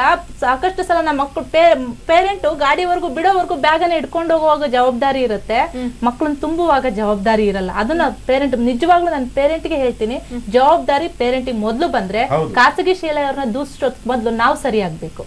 ನಮ್ಮ ಮಕ್ಕಳು ಹೇಗ್ ಓದ್ಬೇಕು, ಏನ್ ಕಲಿಬೇಕು, ಎಲ್ಲಿ ಓದ್ಬೇಕು ಅಂತ ನಾವು ಡಿಸೈಡ್ ಮಾಡ್ಬೇಕು. ಅದ್ರ ಬದಲಾಗಿ ಪ್ರತಿಷ್ಠೆ ಬೇಡ, ಅದೇ ಸ್ಕೂಲ್ ಓದ್ಬೇಕು ಅಂತ ಡಿಸೈಡ್ ಮಾಡ್ಬೋದು. ಯಾವಾಗ ನನ್ನ ಸ್ಕೂಲಿಗೆ ಆ ಸ್ಕೂಲಿಗೆ ನನ್ನ ಮನೆ ಹತ್ರ ಇದೆ, ನನ್ನ ಮಗು ಸೇಫ್ ಆಗಿ ಹೋಗಿ ಬರುತ್ತೆ ಅಂತ ನನ್ ನಂಬಿಕೆ ಇದ್ರೆ ಅದನ್ನೇ ಮಾಡ್ಬೋದು. ಪ್ರಾರಂಭದಲ್ಲಿ ಒಂದು ಮಾತು ಹೇಳಿದ್ರೆ, ಈ ತರದ ಇನ್ಸಿಡೆಂಟ್ಸ್ ಬಂದಾಗ ಅವಿಭಕ್ತ ಕುಟುಂಬಗಳು ಜ್ಞಾಪಕಕ್ಕೆ ಬರುತ್ತೆ ಅಂತ ಹೇಳಿ. ಒಂದು ಕಾಲದಲ್ಲಿ ಸ್ವಲ್ಪ ದೂರ ಆದ್ರೂ ಸಹ ಯಾರ ಮನೆಯಲ್ಲಿ ಹಿರಿಯರು ಇರ್ತಾರೋ ಮಕ್ಕಳನ್ನ ಬಿಡ್ತಿದ್ರು, ಒಂದ್ ಸ್ವಲ್ಪ ಬುದ್ಧಿ ಬಂದ್ಮೇಲೆ ನಡ್ಕೊಂಡು ಹೋಗ್ತಿದ್ರು. ಆದ್ರೆ ಇವತ್ತು ನಮ್ಮ ಪೋಷಕರು ಏನಂತ ಹೇಳಿದ್ರೆ, ಸೇಫ್ಟಿಗಿಂತ ಮುಖ್ಯವಾಗಿ ನನ್ ಮಗು ಒಂದ್ ಅರ್ಧ ಕಿಲೋಮೀಟರ್ ನಡಿಬಾರ್ದು ಅನ್ನೋ ಒಂದು ಮನಸ್ಸಿನಲ್ಲಿ ಇರೋದ್ರಿಂದ ಈ ಸಮಸ್ಯೆಗಳಾಗುತ್ತೆ. ಈಗ ಒಂದು ಕರೆ ಇದೆ. Hello, yes madam. ಇನ್ನು ನಿಜವಾಗ್ಲೂ ಸಹ ಇನ್ನೊಂದು ಪ್ರಶ್ನೆ ಏನಂತ ಹೇಳಿದ್ರೆ, ಇವತ್ತಿನ ದಿನದಲ್ಲಿ ಈಗ ಶಾಲೆಗಳೇ ಸಹ, ಈಗ ಎಷ್ಟೊಂದು ಜನ ಶಾಲೆಗಳು ಬಹಳಷ್ಟೊಂದು ಡೊನೇಷನ್ಗಳನ್ನ ಕಟ್ಟಬೇಕು ಅಥವಾ ಫೀಸ್ಗಳಿರುತ್ತೆ, ಅವ್ರಿಗೆ ಯಾಕೆ ಪ್ರೊವೈಡ್ ಮಾಡ್ಲಿಕ್ಕೆ ಮುಂದೆ ಬರೋದಿಲ್ಲ ಶಾಲಾ ವಾಹನಗಳನ್ನ ಅಂತ? ಖಂಡಿತ ಪ್ರೊವೈಡ್ ಶಾಲಾ ವಾಹನಗಳನ್ನ ಒಂಚೂರು GPRS ಇರುತ್ತೆ, ಏನೋ ಒಂದು ಸೇಫ್ಟಿ ಇರುತ್ತೆ.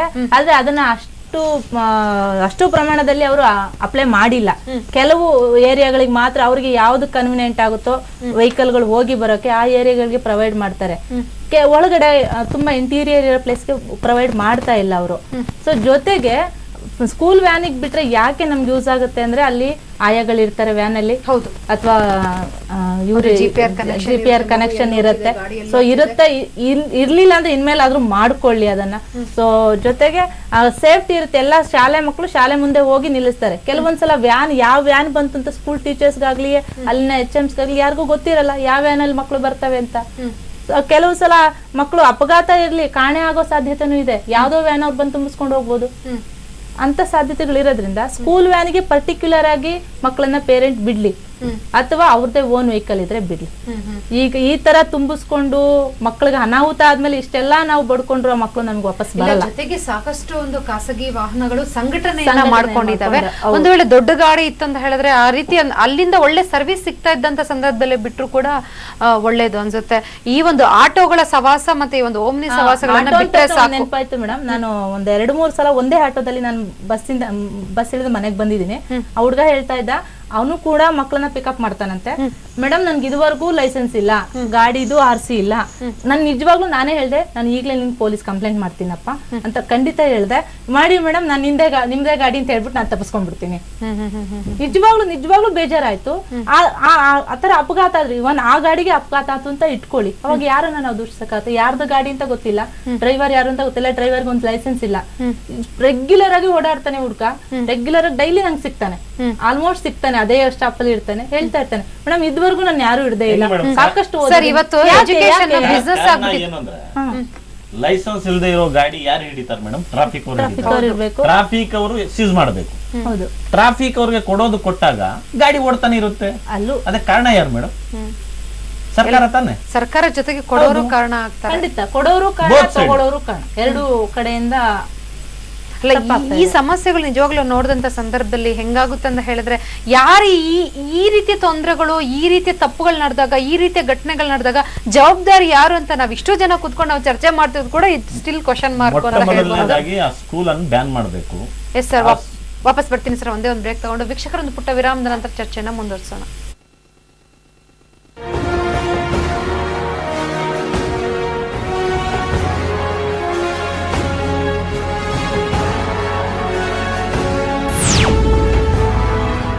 ಬಿಸಿ ಲೈಫ್ ನಿಂದಾಗಿ ನನ್ನ ಕೂದಲಾಗಿದೆ ರಫ್ ಅಂಡ್ ಡ್ರೈ. ಇದು professional solution TRESemme spa rejuvenation. Shampoo ನಂತರ ಕಂಡೀಷನರ್ ನಿಂದ 3 ನಿಮಿಷ ಮಸಾಜ್ ಮಾಡಿ ಪಡೆಯಿರಿ ಆಳದ ಪೋಷಣೆ, ಸಾಫ್ಟ್ ಹಾಗೂ ಶೈನಿ ಕೂದಲಿನೊಂದಿಗೆ. ಸ್ಯಾಲೋನ್ ಅಂತ ಸಾಫ್ಟ್ ಶೈನಿ ಕೂದಲಿನೊಂದಿಗೆ I walk 2 inches taller. TRESemme spa rejuvenation.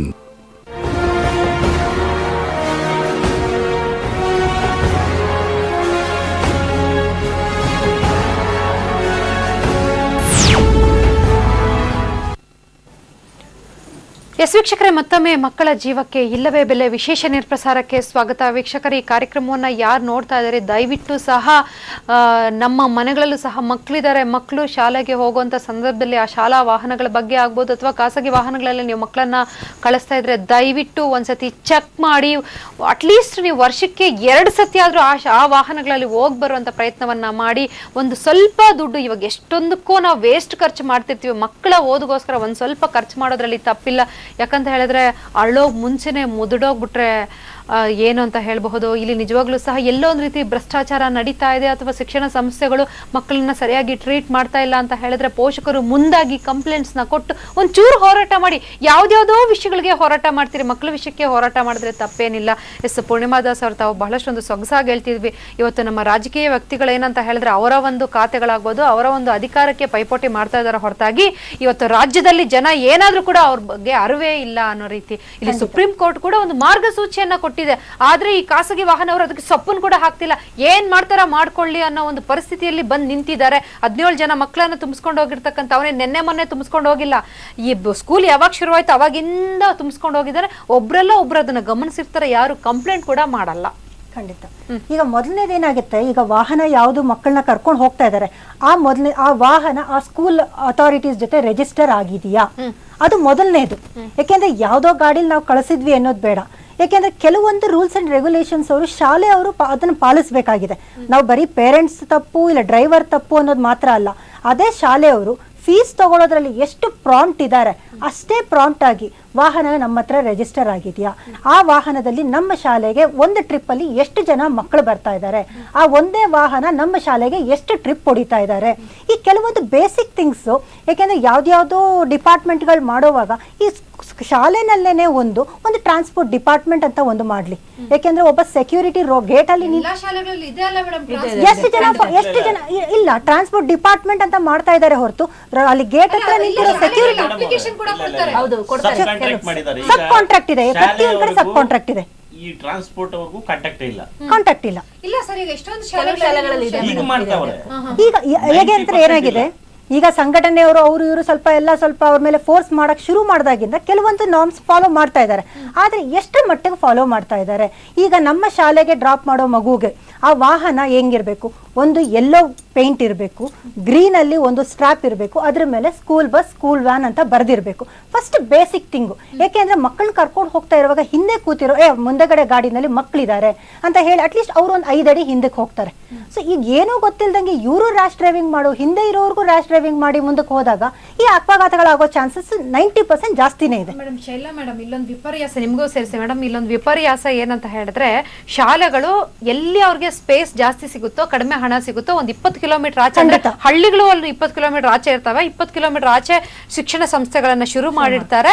So ಅಷ್ಟು ದೂರ ಅವ್ರು ಮಾಡಿದ್ರು ಕೂಡ ಅವ್ರಿಗೂ ಬೇಸಿಕ್ ಗೊತ್ತಿರುತ್ತೆ. ಅಂದ್ರೆ ಮಕ್ಕಳು ಓಡಾಡ್ಬೇಕಂದ್ರೆ ಕಷ್ಟ ಆಗುತ್ತೆ, ಸೊ ನಾವ್ ಇಷ್ಟು ದೂರದಲ್ಲಿ ಮಾಡಿದೀವಿ ಅಂತ ಅವ್ರಿಗೂ ಒಂದು ಕಾಮನ್ ಸೆನ್ಸ್ ಇಲ್ಲ. ಅಂದ್ರೆ ಮಕ್ಕಳು ಹೆಂಗ್ ಬರ್ತಾರೆ, ಶಾಲೆಗೆ ಸೇರ್ಸ್ಕೊಳ್ಳೋದು ಮುಖ್ಯ ಅಲ್ಲ, ಮಕ್ಕಳು ಹೆಂಗ್ ನಮ್ಮ ಶಾಲೆಗೆ ತಲುಪಿಸ್ತಾರೆ ಅನ್ನೋ ಕಾಮನ್ ಸೆನ್ಸ್ ಇಲ್ಲ ಅಂತ ಹೇಳಿದ್ರೆ ಹೇಗೆ ಮೇಡಮ್? ಯಾಕೆಂದ್ರೆ ಅದು ಶಾಲೆಗಳದ್ದು ಮೇನ್ ಆಗಿರೋದೇ ಹಾಗೆ. ಗ್ರಾಮಾಂತರ ಪ್ರದೇಶಗಳಿಗೆ ಹೋದ್ವಿ, ಅಲ್ಲಿ ಒಂದ್ ಎಕರೆ ಗಟ್ಟಲೆ ಜಮೀನ್ ತಗೊಳ್ತಾರೆ. ಅವ್ರು ತೋರಿಸ್ಕೊಳ್ಳೋದೇನು, ನಮ್ಮ ಶಾಲೆಯಲ್ಲಿ ನಾವು ಸ್ವಿಮ್ಮಿಂಗ್ ಪೂಲ್ ಕೊಟ್ಟಿದ್ದೀವಿ ನೋಡಿ, ಇಷ್ಟಿದೆ, ಆಟದ ಮೈದಾನ ಇದೆ, ಕರಿಕ್ಯುಲರ್ ಆಕ್ಟಿವಿಟೀಸ್ ಇದೆ, ಇಷ್ಟು ದೊಡ್ಡ ಬಿಲ್ಡಿಂಗ್ ಹಾಲ್ ಇದೆ, ಮೀಟಿಂಗ್ ಮಾಡೋ ಒಂದು ಹಾಲ್ ಇದೆ, ಮಕ್ಕಳಿಗೆ ಒಂದು ಸಭೆ ನಡೆಸ್ಲಿಕ್ಕೆ ಒಂದೆಲ್ಲ ಇದೆ ಅಂತ ಕೊಟ್ಟಿರ್ತಾರೆ. ಹೊರತಾಗಿ ಮಕ್ಕಳ ಸೇಫ್ಟಿ ಸುರಕ್ಷತೆ ಬಗ್ಗೆ ಮಾತ್ರ ಹೇಳ್ತಾರೆ. ನಮ್ಮ ಶಾಲೆ ಒಳಗಡೆ ಬಂದ್ರೆ ಮಾತ್ರ ನಮ್ಗೆ ಜವಾಬ್ದಾರರು, ಜವಾಬ್ದಾರಿ ಅಲ್ಲ. ಪೋಷಕರು ಅದೇ ಕೇಳ್ತಾರೆ. ಈಗ ನಮ್ದು ತಪ್ಪಿದೆ ಅದರಲ್ಲಿ. ನಮ್ಮ ಹುಡುಗ ಹೋಗೋ ಸ್ಕೂಲು 30-40 ಅಲ್ಲಿ ಇದೆಯಾ ಇಲ್ಲ 100 ಮೀಟರ್ ಅಲ್ಲಿ ಇದೆ, ಅದು ನೋಡ್ತಾ ಇಲ್ಲ. ಅವ್ರಿಗೇನ್ ಬೇಕಾಗಿದೆ, ನಮ್ಮ ಶಾಲೆನಲ್ಲಿ ಒಂದು ದೊಡ್ಡ ಸ್ಕೂಲ್ದು ಅದು ಸ್ವಿಮ್ಮಿಂಗ್ ಪೂಲ್ ಇದೆ, ಮತ್ತೊಂದಿದೆ, ಇವಾಗ ನೀವು ಹೇಳಿದ್ರಲ್ಲ ಅದೆಲ್ಲ ಬೇಕು, ಹೇಳಬೇಕಲ್ಲ ಇವರು ಬೇರೆಯವರಿಗೆ. ಆ ರೀತಿ ನಾವು ನೋಡ್ತಾ ಇದೀವಿ. ಅದ್ರಲ್ಲಿ ನಮ್ದು ತಪ್ಪಿದೆ ತಾನೆ. ಬೇರೆಯವ್ರಿಗೋಸ್ಕರ ಬದುಕ್ತಾ ಇದೀವ, ನಮ್ಗೋಸ್ಕರ ಬದುಕ್ತಾ ಇದೀವ ಸರ್? ಇವತ್ತು ಮಕ್ಕಳ ಮೇಲೆ ಯಾವ ರೀತಿ ಕಾಂಪಿಟೇಷನ್ ಮಾಡ್ತಾರೆ. ಒಂದು ಡ್ಯಾನ್ಸ್ ತಗೊಳ್ಳಿ ಸರ್, ಒಂದು ಚರ್ಚೆ ತಗೊಳ್ಳಿ ಸರ್, ಒಂದು ಡ್ರಾಮಾ ತಗೊಳ್ಳಿ ಸರ್, ಎಲ್ಲದ್ರಲ್ಲೂ ಸಹ ಬೇರೆಯವ್ರ ಕಂಪೇರ್ ಮಾಡಿ ಮಾಡಿ ಮಾಡಿ ಇವಾಗ ಯಾರಿಗೆ ಸರ್ ಕಂಪೇರ್ ಮಾಡೋದು? ನಿಮ್ ಸ್ಕೂಲ್ ಎಷ್ಟಿದೆ, ಎಷ್ಟು ದೂರ ಇದೆ ಅಂತ ಯಾರು ಕೇಳ್ತಾ ಇಲ್ಲ, ಎಷ್ಟು ಎಕರೆನಲ್ಲಿ ಇದೆ ಅಂತ ಜನ, ಅಂತ ಆ ರೀತಿ ಯೋಚನೆ ಪೋಷಕರು ಇದ್ದಾರೆ. ಈಗ ಯಾವ ಪ್ರತಿಷ್ಠಿತ ಶಾಲೆ ಸರ್? ಈಗೊಂದು ಕರೆ ಇದೆ ಸರ್. Hello, yes sir. ಆಡಂಬರದ ಜೀವನವನ್ನ ಇವತ್ತು ನಿಜವಾಗ್ಲೂ ಸಹ ಪೋಷಕರು ಆಸೆ ಪಡ್ತಾರೆ ಅಂತ ಹೇಳಬಹುದು. ಈಗ ಇನ್ನು ಮುಂದಕ್ಕೆ ಏನ್ ಮಾಡಬಹುದು? ಇಂಥ ದುರ್ಘಟನೆ ನಡೆದಾಗ ಪ್ರತಿಯೊಬ್ಬರಿಗೂ, ಈಗ ಮೊನ್ನೆ ಏನ್ ನಡೆದಿದೆ ಅದನ್ನ ನೋಡಿ ಈ ರಾಜ್ಯದ ಜನಕ್ಕೆ, ಪೋಷಕರಿಗೆ ಮುಖ್ಯವಾಗಿ ಪ್ರತಿಯೊಬ್ಬರಿಗೂ ಮನವರಿಕೆ ಆಗಿದೆ. ನಮ್ಮ ಮಕ್ಕಳಿಗೆ ಬಹಳ ಹತ್ತಿರ ಇರೋ ಸ್ಕೂಲ್ಗೆ ಕಳಿಸೋದು ಒಳ್ಳೇದು. ಯಾವ ಸ್ಕೂಲ್ ಯಾವ ವ್ಯಾನಲ್ಲಿ ಯಾವ ಗಾಡಿನಲ್ಲಿ ಹೋಗ್ತಾ ಇದ್ದಾರೆ, ಓಕೆ, ಅಲ್ಲಿನ ಫೆಸಿಲಿಟಿ ಏನಿದೆ, ಮುಖ್ಯವಾಗಿ ಈಗ ಏನ್ ನಡೆದಿದೆ ಆ ಒಂದು ಸ್ಕೂಲನ್ನು ಬ್ಯಾನ್ ಮಾಡ್ಬೇಕು ಫಸ್ಟ್ ಮಾಡಿಬಿಟ್ಟು ಬೇರೆ ಜಾಗದಲ್ಲೂ ಎಲ್ಲಿ ಸ್ಕೂಲ್ ಓಪನ್ ಮಾಡಬಾರ್ದು ಇಂಥವ್ರು. ಈ ಮ್ಯಾನೇಜ್ಮೆಂಟ್ ಈ ಮಕ್ಕಳಿಗೆ ಇವತ್ತು ಪ್ರಾಣ ಕಳ್ಕೊಂಡಿದ್ದಾರೆ, ಅವ್ರಿಗೆ ಫಸ್ಟ್ ಸೂಕ್ತ ಪರಿಹಾರ ನೀಡಬೇಕು ಈ ಶಾಲೆಯ ಈ ಮ್ಯಾನೇಜ್ಮೆಂಟ್ ಏನಿದೆಯೋ. ಎಸ್ ಸರ್, ಒಂದೇ ಒಂದು ಕರೆ ಇದೆ ಸರ್, ವಾಪಸ್ ಬರ್ತೀನಿ. ಹಲೋ ಹಲೋ ಹಲೋ, ನಮಸ್ಕಾರ ಮೇಡಮ್. ನಮಸ್ತೆ ಮೇಡಮ್, ಹೇಳಿ. ವಸಂತ ಲಕ್ಷ್ಮಿ ಅಂತ. ನಾನು ಇವ್ರ ಹತ್ರ ಹೇಳ್ಕೊಳ್ಳೋದಷ್ಟೇ. ಹಲೋ ಹಲೋ, ಹೇಳಿಮ್ಮ, ಕೇಳ್ತಿದ್ದೆ, ಹೇಳಿ. ಮೇಡಮ್, ಈ ಒಂದ್ ವಿಷಯನ ತಿಳಿದು ನಂಗೆ ತುಂಬಾ ಬೇಜಾರಾಯ್ತು. ಎಲ್ಲಾ ತಂದೆ ತಾಯಂದ್ರು ಅದನ್ನ ನೋಡಿದ ತಕ್ಷಣ ಅನ್ಸ್ಕೊಳ್ತದೆ ನಾವ್ ಯಾಕಾದ್ರೂ ಇಷ್ಟು ದೂರ ಮಕ್ಕಳನ್ನ ಕಳಿಸ್ತಾ ಇದ್ವು ಅಂತ ಈಗ ಅವ್ರು ಫೀಲ್ ಮಾಡ್ಕೊತಾ ಇರ್ಬೋದು. ಬಟ್ ಇದರಿಂದ ನನ್ಗನ್ಸುತ್ತೆ ಈ ಸ್ಕೂಲ್ ಮ್ಯಾನೇಜ್ಮೆಂಟ್ ಅವರು ಅಟ್ಲೀಸ್ಟ್ ಒಂದೇ ಒಂದು ರೂಲ್ಸ್ ನ ತಗೊಂಡ್ರೆ ಸ್ಕೂಲ್ ಮಕ್ಕಳಿಗೆ ಒಂದ್ ಅಡ್ಮಿಷನ್ ಕೊಟ್ಬಿಟ್ಟು ಅದೇ ವ್ಯಾನಲ್ಲಿ ಅವ್ರವ್ರ ಮಕ್ಕಳನ್ನ ಹಾಕ್ಬೇಕು. ಅವನು ಕಣ್ಣೆಲ್ಲ ಮೈಯೆಲ್ಲ ಕಣ್ಣಾಗಿ ಅವಾಗ ಗಾಡಿ ಓಡಿಸ್ತಾರೆ ಅವರು ಅಂತ ನನ್ಗೆ ಅನ್ಸುತ್ತೆ. ಯಾಕಂದ್ರೆ ಅವ್ರಿಗೆ ಅವ್ರ ತಮ್ಮ ಮಕ್ಕಳು ತಮ್ಮ ಗಾಡಿಯಲ್ಲಿ ಅವರು ಎಲ್ಲಾ ಜವಾಬ್ದಾರಿನ ಬಿಟ್ಟು ಫಸ್ಟ್ ತಮ್ಮ ಜವಾಬ್ದಾರಿ ಏನಿದೆ ಅದಕ್ಕೆ ಮೇನ್ ಆಗಿ ಅವ್ರು ನಡ್ಸ್ಕೊಂಡು ಹೋಗ್ತಾರೆ ಅಂತ ನನ್ಗೆ ಅನ್ಸುತ್ತೆ. ತಾವು ಹೇಳೋ ಪ್ರಕಾರ ಪೋಷಕರ ಜವಾಬ್ದಾರಿ ಕೂಡ ಇಲ್ಲಿ ಹೆಚ್ಚು. ಪೋಷಕರ ಜವಾಬ್ದಾರಿ ಹೆಚ್ಚು, ಬಟ್ ಇವ್ರು ಇಲ್ಲಿ ದುಡ್ಡಿನ ಆಸೆಗೋಸ್ಕರ ಈ ವ್ಯಾನ್ಗಳನ್ನ ತುಂಬಿ ಕಳಿಸ್ಬೇಕಾದ್ರೆ ವ್ಯಾನ್ ಡ್ರೈವರು ದುಡ್ಡುಗೋಸ್ಕರ ವ್ಯಾನ್ ನಡೆಸ್ತಾನೆ ನಡೆಸಲ್ಲ ಮೇಡಮ್. ಇವತ್ತು ಮಾನವೀಯತೆ ಅನ್ನೋದೇ ಮರೆಯಾಗಿದೆ ಅಮ್ಮ. ಯಾಕಂದ್ರೆ ನಂಗೆ ಇನ್ನೊಂದು ಮಗು ಎಕ್ಸ್ಟ್ರಾ ಆದ್ರೆ ನಂಗೆ ಇಷ್ಟು ತಿಂಗಳಿಗೆ ಇಷ್ಟು ದುಡ್ಡು ಸಿಗುತ್ತೆ ಅಂತ ಯೋಚನೆ ಮಾಡ್ತಾರೆ ಹೊರತು ಆ ಮಗು ಚೆನ್ನಾಗಿದ್ರೆ ಏನು, ಹಾಳಾದ್ರೆ ಏನು, ಆ ಮಗು ಎಷ್ಟು ಇಕ್ಕಟ್ಟಿನಲ್ಲಿ ಕೂತ್ರೆ ಅವ್ರಿಗೇನು ಅನ್ನೋ ಪರಿಸ್ಥಿತಿ ಎದುರಿಸ್ತಾ ಇದೀವಿ. ಪ್ರತಿಯೊಂದು ಪ್ರಿನ್ಸಿಪಲ್ ಅಟ್ಲೀಸ್ಟ್ ಒಂದು ಸ್ಕೂಲ್ ವ್ಯಾನ್ ಅಲ್ಲಿ ನಿನ್ನ ಮಗುನೇ ನೀನ್ ಹಾಕೋ, ಇಲ್ಲ ನಿನ್ನ ರಿಲೇಷನ್ ಮಗುನೇ ಹಾಕೋ, ನಿನ್ ಗೊತ್ತಾಗುತ್ತೆ ಆ ಮಗುನ ನೀನ್ ಓಡಿಸ್ಕೊಂಡು ಹೋಗ್ಬೇಕಾದ್ರೆ 10 ಮಕ್ಳ ಜೊತೆಗೆ ಅಲ್ಲಿ ನಂದು ಒಂದು ಜೀವ ಇದೆ ಅಂತ ನೆನಪಾದ್ರೂ ಬರ್ಬೋದು ಅವ್ರಿಗೆ. ಖಂಡಿತವಾಗ್ಲೂ ಸಹ ಒಂದು ಒಳ್ಳೆ ಮಾತನ್ನ ಹೇಳಿದ್ರೆ, ಮಕ್ಕಳಂದೇ ಎಲ್ಲರೂ ಮಕ್ಕಳೇ, ಎಲ್ರಿಗೂ ಮಕ್ಕಳಲ್ಲಿ ಭೇದ ಭಾವ ಇರಬಾರ್ದು. ನಿಜವಾಗ್ಲೂ ಸಹ ಇದೊಂದು ಒಂದ್ ರೀತಿ ಎಲ್ರಿಗೂ ಮಾರ್ಗದರ್ಶನ ಆಗ್ಬೇಕು. ಈ ಒಂದು ಇನ್ಸಿಡೆಂಟ್ ಏನ್ ನಡೆದಿದೆ ಇದರಿಂದ ಎಚ್ಚೆತ್ಕೊಳ್ಬೇಕು ಇವತ್ತು ಪೋಷಕರು. ಅಟ್ಲೀಸ್ಟ್ ನಿನ್ನೆಯಿಂದಾದ್ರೂ ಇವತ್ತಿಂದಾದ್ರೂ ಪ್ರಯತ್ನ ಮಾಡಿ ನಮ್ಮ ಮಕ್ಳು ಸೇಫ್ ಆಗಿ ಹೋಗ್ತಿದಾರ, ಬರ್ತಿದಾರ, ಎಲ್ಲಿ ಹಳ್ಳ ಕೊಳ್ಳಗಳಿದಾವೆ, ಗಾಡಿ ಹೆಂಗ್ ಓಡಿಸ್ತಾ ಇದಾರ ಅನ್ನೋ ಚೆಕ್ ಮಾಡಿದ್ರೆ ಆಟೋಮೆಟಿಕ್ ಆಗಿ ಚೇಂಜ್ ಆಗ್ತಾರೆ ಮೇಡಮ್. ಈಗ ಖಾಸಗಿ ವಾಹನಗಳವ್ರಿಗೆ ಬಿಸ್ನೆಸ್ ನಾವು ಪೋಷಕರು ಮಕ್ಕಳನ್ನ ಕಳಿಸಿದ್ರೆ ಅವ್ರ ಬಿಸ್ನೆಸ್, ಇಲ್ಲಾಂದ್ರೆ ಬೇರೆ ಬಿಸ್ನೆಸ್ ಮಾಡ್ಬೇಕಾಗುತ್ತೆ. ಸೊ ನಮ್ಗೆ ಅವ್ರು ಕರೆಕ್ಟ್ ಆಗಿರೋಂತ ಇದನ್ನ ಕೊಟ್ಟಿಲ್ಲ ಅಂತ ಹೇಳಿದ್ರೆ ಅವ್ರೇನ್ ಮಾಡ್ತಾರೆ ಹೇಳಿ? ಅವ್ರಿಗೂ ಜವಾಬ್ದಾರಿ ಬಂದೇ ಬರುತ್ತೆ. ನಾವು ಪ್ರಮುಖವಾಗಿ ಮುಂದುವರೆದು ಈ ಒಂದು ಸಮಸ್ಯೆಗಳ ಬಗ್ಗೆ ನಾವು ತುಲನವನ್ನ ಮಾಡ್ಬೇಕು ಅಂತ ಅನ್ಸುತ್ತೆ. ಏನ್ ಹೇಳ್ತೀರಿ? ಖಂಡಿತ, ಇದು ನೀವು ಹೇಳಿದ್ದು ತುಂಬಾ ಸರಿ. ಈಗಾಗಲೇ ಸುಪ್ರೀಂ ಕೋರ್ಟ್ ಆದೇಶದಂತೆ ಮಕ್ಕಳ ಸುರಕ್ಷಾ ನೀತಿ ಜಾರಿಯಲ್ಲಿದೆ. ಮಕ್ಕಳು ಇರೋದ್ರಿಂದಾನೇ ಮೇಡಮ್ ಶಾಲೆ ಇರೋದು. ಮಕ್ಕಳಿಲ್ಲ ಅಂದ್ರೆ ಶಾಲೆ ಎಲ್ಲಿರುತ್ತೆ? ಅವ್ರು ಏನ್ ಮಾಡ್ಲಿಕ್ಕೆ ಸಾಧ್ಯ ಇದೆ? ಆ ಮಕ್ಕಳಿಗೆ ಸುರಕ್ಷತೆ ಇಲ್ಲ ಅಂದ್ಮೇಲೆ ನಾವ್ ಯಾವ ರೀತಿಯಾಗಿ ಕ್ರಮವನ್ನ ಕೈಗೊಳ್ಳಿಕ್ಕೆ ಸಾಧ್ಯ ಆಗುತ್ತೆ? ಇದಕ್ಕೆ ಇಲಾಖೆ ಕೂಡ ಕ್ರಮ ವಹಿಸಬೇಕಾಗಿದೆ. ಸಾಕಷ್ಟು ಸೇಫ್ಟಿ ಮೆಜರ್ಮೆಂಟ್. ತಾವೊಬ್ಬ ಗೌರ್ಮೆಂಟ್ ಟೀಚರ್ ಆದ್ರೂ ಕೂಡ ಸಹ ನಿಮ್ಗೆ ಪ್ರೈವೇಟ್ ಕಾಲೇಜುಗಳ ಶಾಲೆಗಳ ಬಗ್ಗೆ ಗೊತ್ತಿರುತ್ತೆ.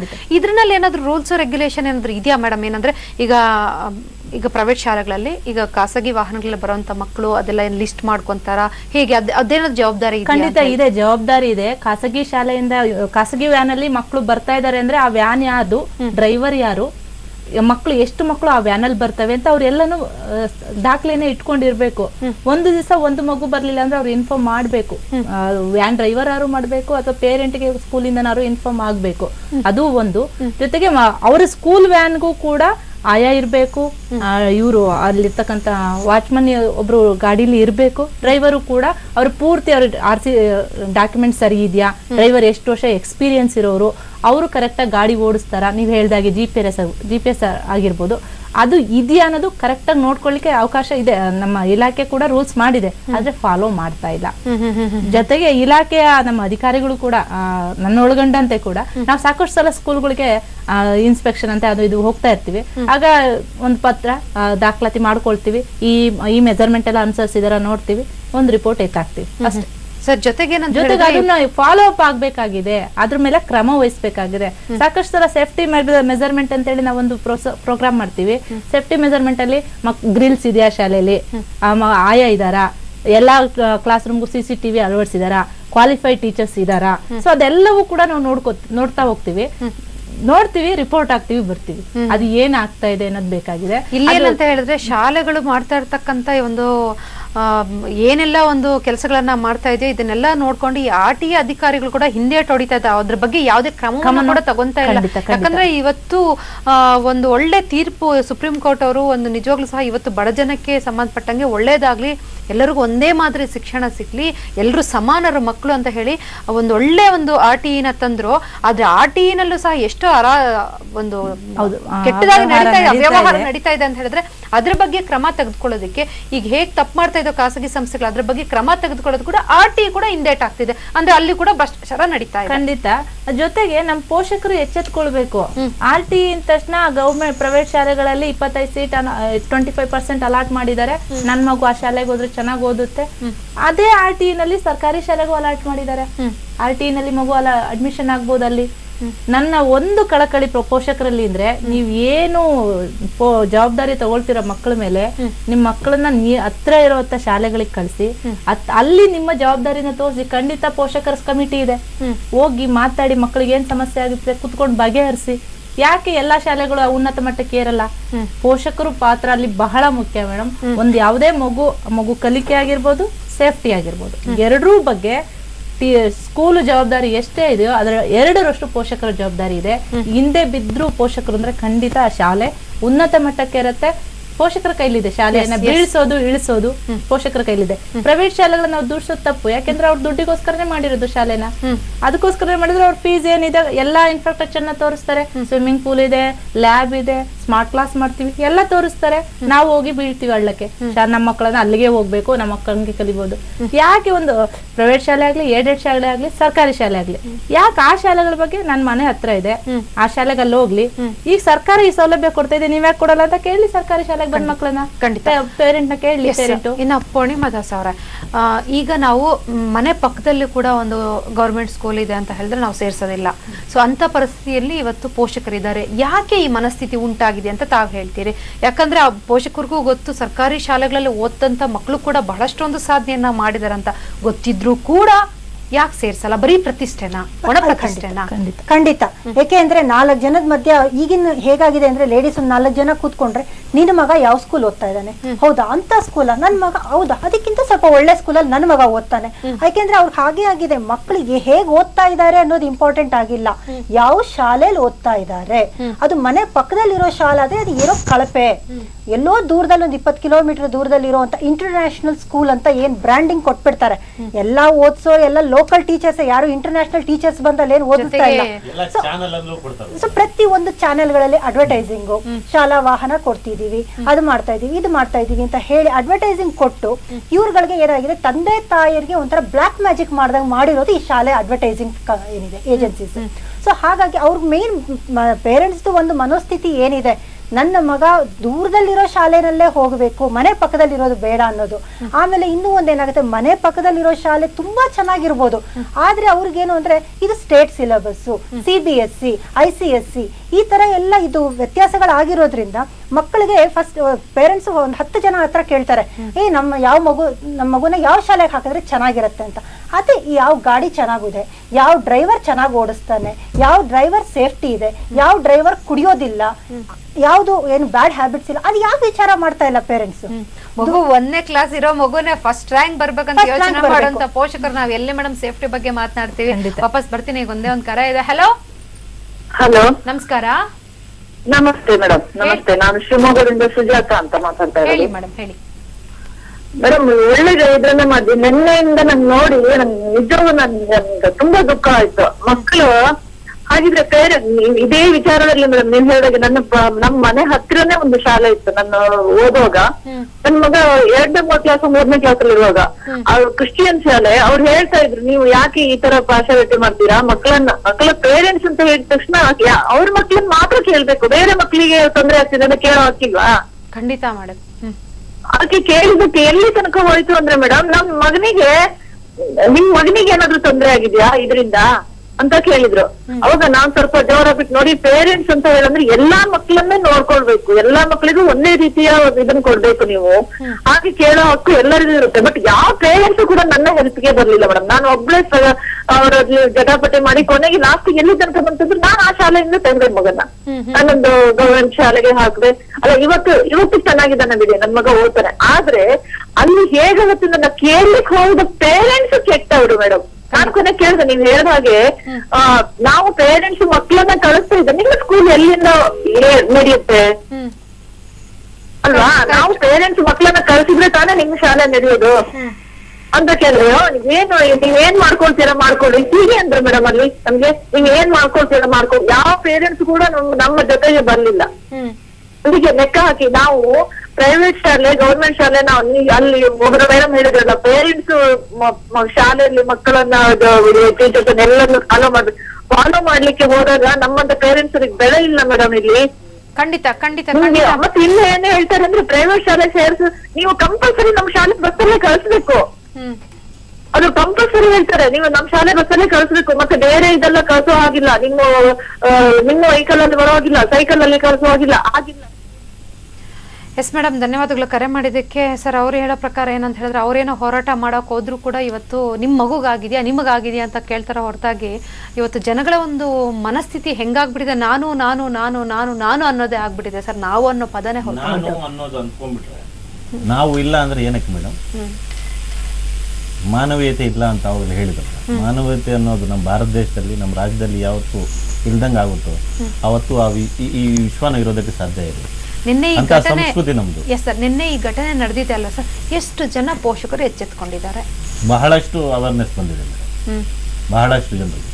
ನಾನು ಇವತ್ತು ಬೆಳಗ್ಗೆ ಸುಮಾರು ಫೋನ್ ಮಾಡಿದಾಗ ಇದೇ ರೀತಿ ಮಾತಾಡ್ತಾ ಇದ್ದೆ. ನೋಡಿ, ಈ ರೀತಿ ಆಗಿದೆ.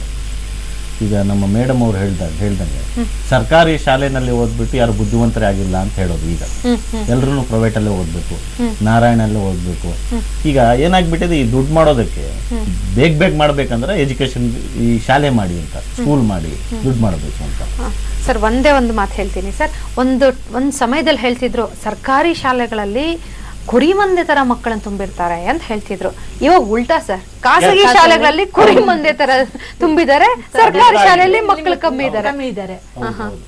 ಇನ್ನು ಮುಂದಕ್ಕಾದ್ರೂ ಅಟ್ಲೀಸ್ಟ್ ಸರ್ಕಾರ ಕೂಡ ಎಚ್ಚೆತ್ಕೊಳ್ಬೇಕು. ಏನೀಗ ಭೇದ ಭಾವ ಮಾಡ್ತಿದಾರೋ ಖಾಸಗಿ ಶಿಕ್ಷಣ ಸಂಸ್ಥೆಗಳು, ಸರ್ಕಾರಿ ಶಿಕ್ಷಣ ಸಂಸ್ಥೆಗಳು, ಅಟ್ಲೀಸ್ಟ್ ಯಾವ್ದಾದ್ರು ಒಂದ್ ಸಂಸ್ಥೆ ಮಾಡ್ಬೇಕು. ಈ ರೀತಿ ಜಂಜಾಟನೇ ಇರೋದಿಲ್ಲ. ಈ ಕಡೆ ಎರಡಂತ ಮಾಡ್ತಾರೆ, ಆ ಟೀ ತಂದ್ ಸೇರಿಸ್ತಾರೆ, ಏನಿದೆಲ್ಲ ಅಲ್ವಾ ಸರ್? ಹೋರಾಟ ಯಾರು ಮಾಡ್ತಾರೋ ಅವರನ್ನು ಖಾಸಗಿ ಶಾಲೆ ಬಗ್ಗೆ ಈ ಹೋರಾಟ ಮಾಡ್ತಾರೆ, ಈ ವೇದಿಕೆಗಳಿದೆ, ಅವ್ರನ್ನು ಸ್ವಲ್ಪ ನಿಗಾ ವಹಿಸ್ಬೇಕು ಇದರ ಬಗ್ಗೆ.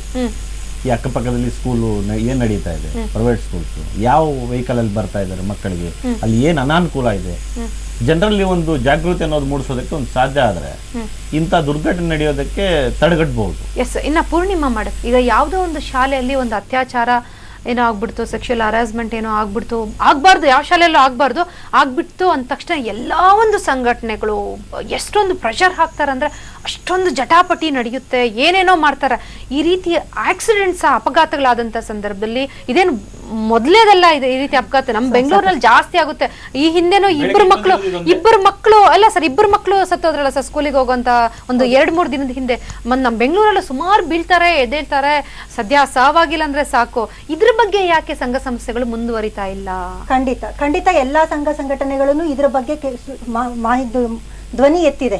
ಆದ್ರೆ ಏನಾಗ್ತಾ ಇದೆ, ಎಲ್ಲೋ ಧ್ವನಿ ಎತ್ತದಾಗ ನಾನು ಎಲ್ಲಾ ಸಂಘಟನೆಗಳಿಗೆ, ನಮ್ಮ ಸಂಘಟನೆನೂ ಸೇರಿ, ನಮ್ಮ ಜಯ ಕರ್ನಾಟಕನೂ ಸೇರಿ ನಾನು ಹೇಳೋದು ಒಂದೇ ಏನು ಅಂದ್ರೆ, ನಾವು ಒಂದು ಕಡೆ ಒಂದು ಕಿಡಿ ಹಚ್ಚದ ಮೇಲೆ ಅದು ಕೊನೆವರೆಗೂ ನಾವು ಅದ್ರ ಹಿಂದೆ ಹೋರಾಡ್ಬೇಕು. ಇವತ್ತೇನೋ ನಾವು ಹೋರಾಟ ಮಾಡಿದ್ವಿ, ಇವತ್ತು ಆಕ್ಸಿಡೆಂಟ್ ಆಯ್ತು, ಮಕ್ಕಳ ಸತ್ರು, ಹೋರಾಟ ಮಾಡಿದ್ವಿ, ನಾಳೆ ಯಾಕೆ ಮಲ್ಕೊಂಡ್ಬಿಡ್ತೀವಿ?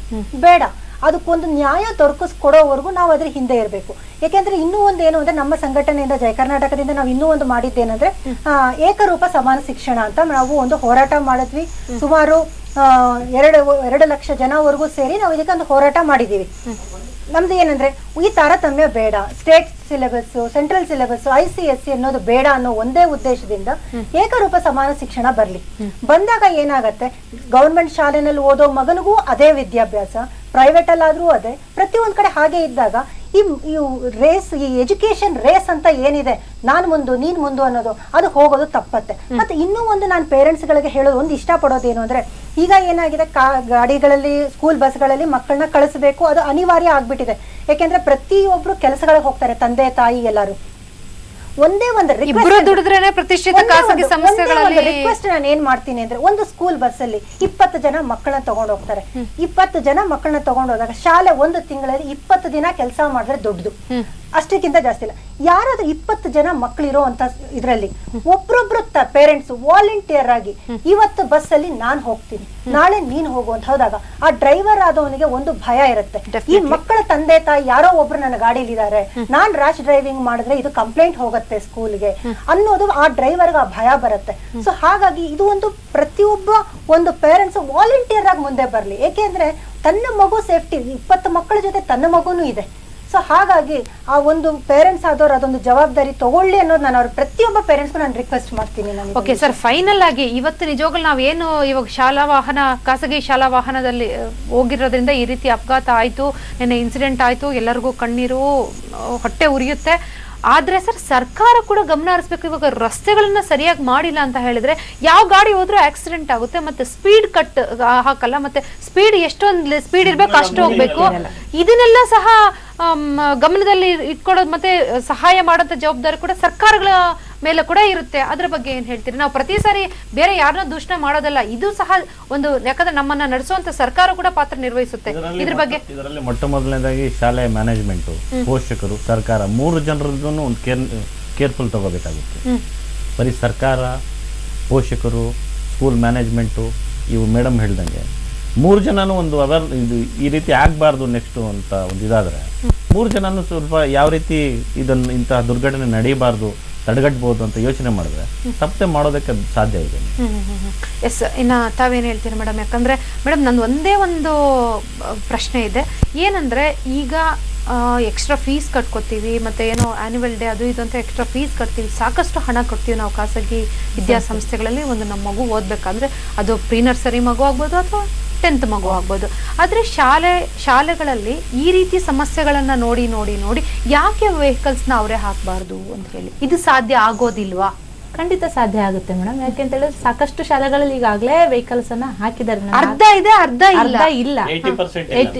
ಆದ್ರೂ ಕೂಡ ಕೆಲವು ಶಾಲೆಗಳಲ್ಲಿ ಈಗಲೂ ಕೂಡ ವ್ಯಾನ್ ತರದ ಚಿಕ್ಕ ಚಿಕ್ಕ ವೆಹಿಕಲ್ ಗಳನ್ನೇ ನಾವು ನೋಡ್ತೇವೆ. ಚಿಕ್ಕ ವೆಹಿಕಲ್ ಎಲ್ಲಾ ಖರ್ಚು ಮಾಡಿ ವಿದ್ಯಾಸಂಸ್ಥೆಗಳನ್ನ ಕಟ್ತಾರಲ್ವಾ, ಇದನ್ನೊಂದು ಫೆಸಿಲಿಟೀಸ್ ಮಾಡ್ಕೊಡೋದಕ್ಕೆ ಯಾಕಾಗೋದಿಲ್ವಾ? ಪೋಷಕರು ಒಂದು ವೇಳೆ ಪ್ರೆಷರ್ ಹಾಕಿದ್ರೆ ಹಾಕ್ಬೋದೇನೋ. ಪೋಷಕರು ಎಲ್ಲರೂ ಕೂಡ ಶಾಲಾ ವೆಹಿಕಲ್ಲೇ ಕೊಡಿ, ನಾವು ಬರ್ತೀವಿ, ನಾವು ಸಪರೇಟ್ ವೆಹಿಕಲ್ ಅಲ್ಲಿ ಕಳಿಸಲ್ಲ ಅಂತಂದ್ರೆ ಖಂಡಿತ ಅವ್ರು ಮಾಡಬಹುದು. ಮ್ಯಾನೇಜ್ಮೆಂಟ್ ಅವರು ಕೂಡ ಅದ್ರ ಬಗ್ಗೆ ತಗೊಳ್ಬೇಕು, ಕೇರ್ ತಗೊಳ್ಳೇಬೇಕು. ನಮ್ಮ ಶಾಲೆಗೆ ಕರೆ ಮಾಡಿದವ್ರು ಯಾರೋ ಒಬ್ರು ಹೇಳಿದ್ರು, ನಮ್ಮ ಸ್ಕೂಲ್ ವೆಹಿಕಲ್ ಅಲ್ಲೇ ಕಳಿಸಿ.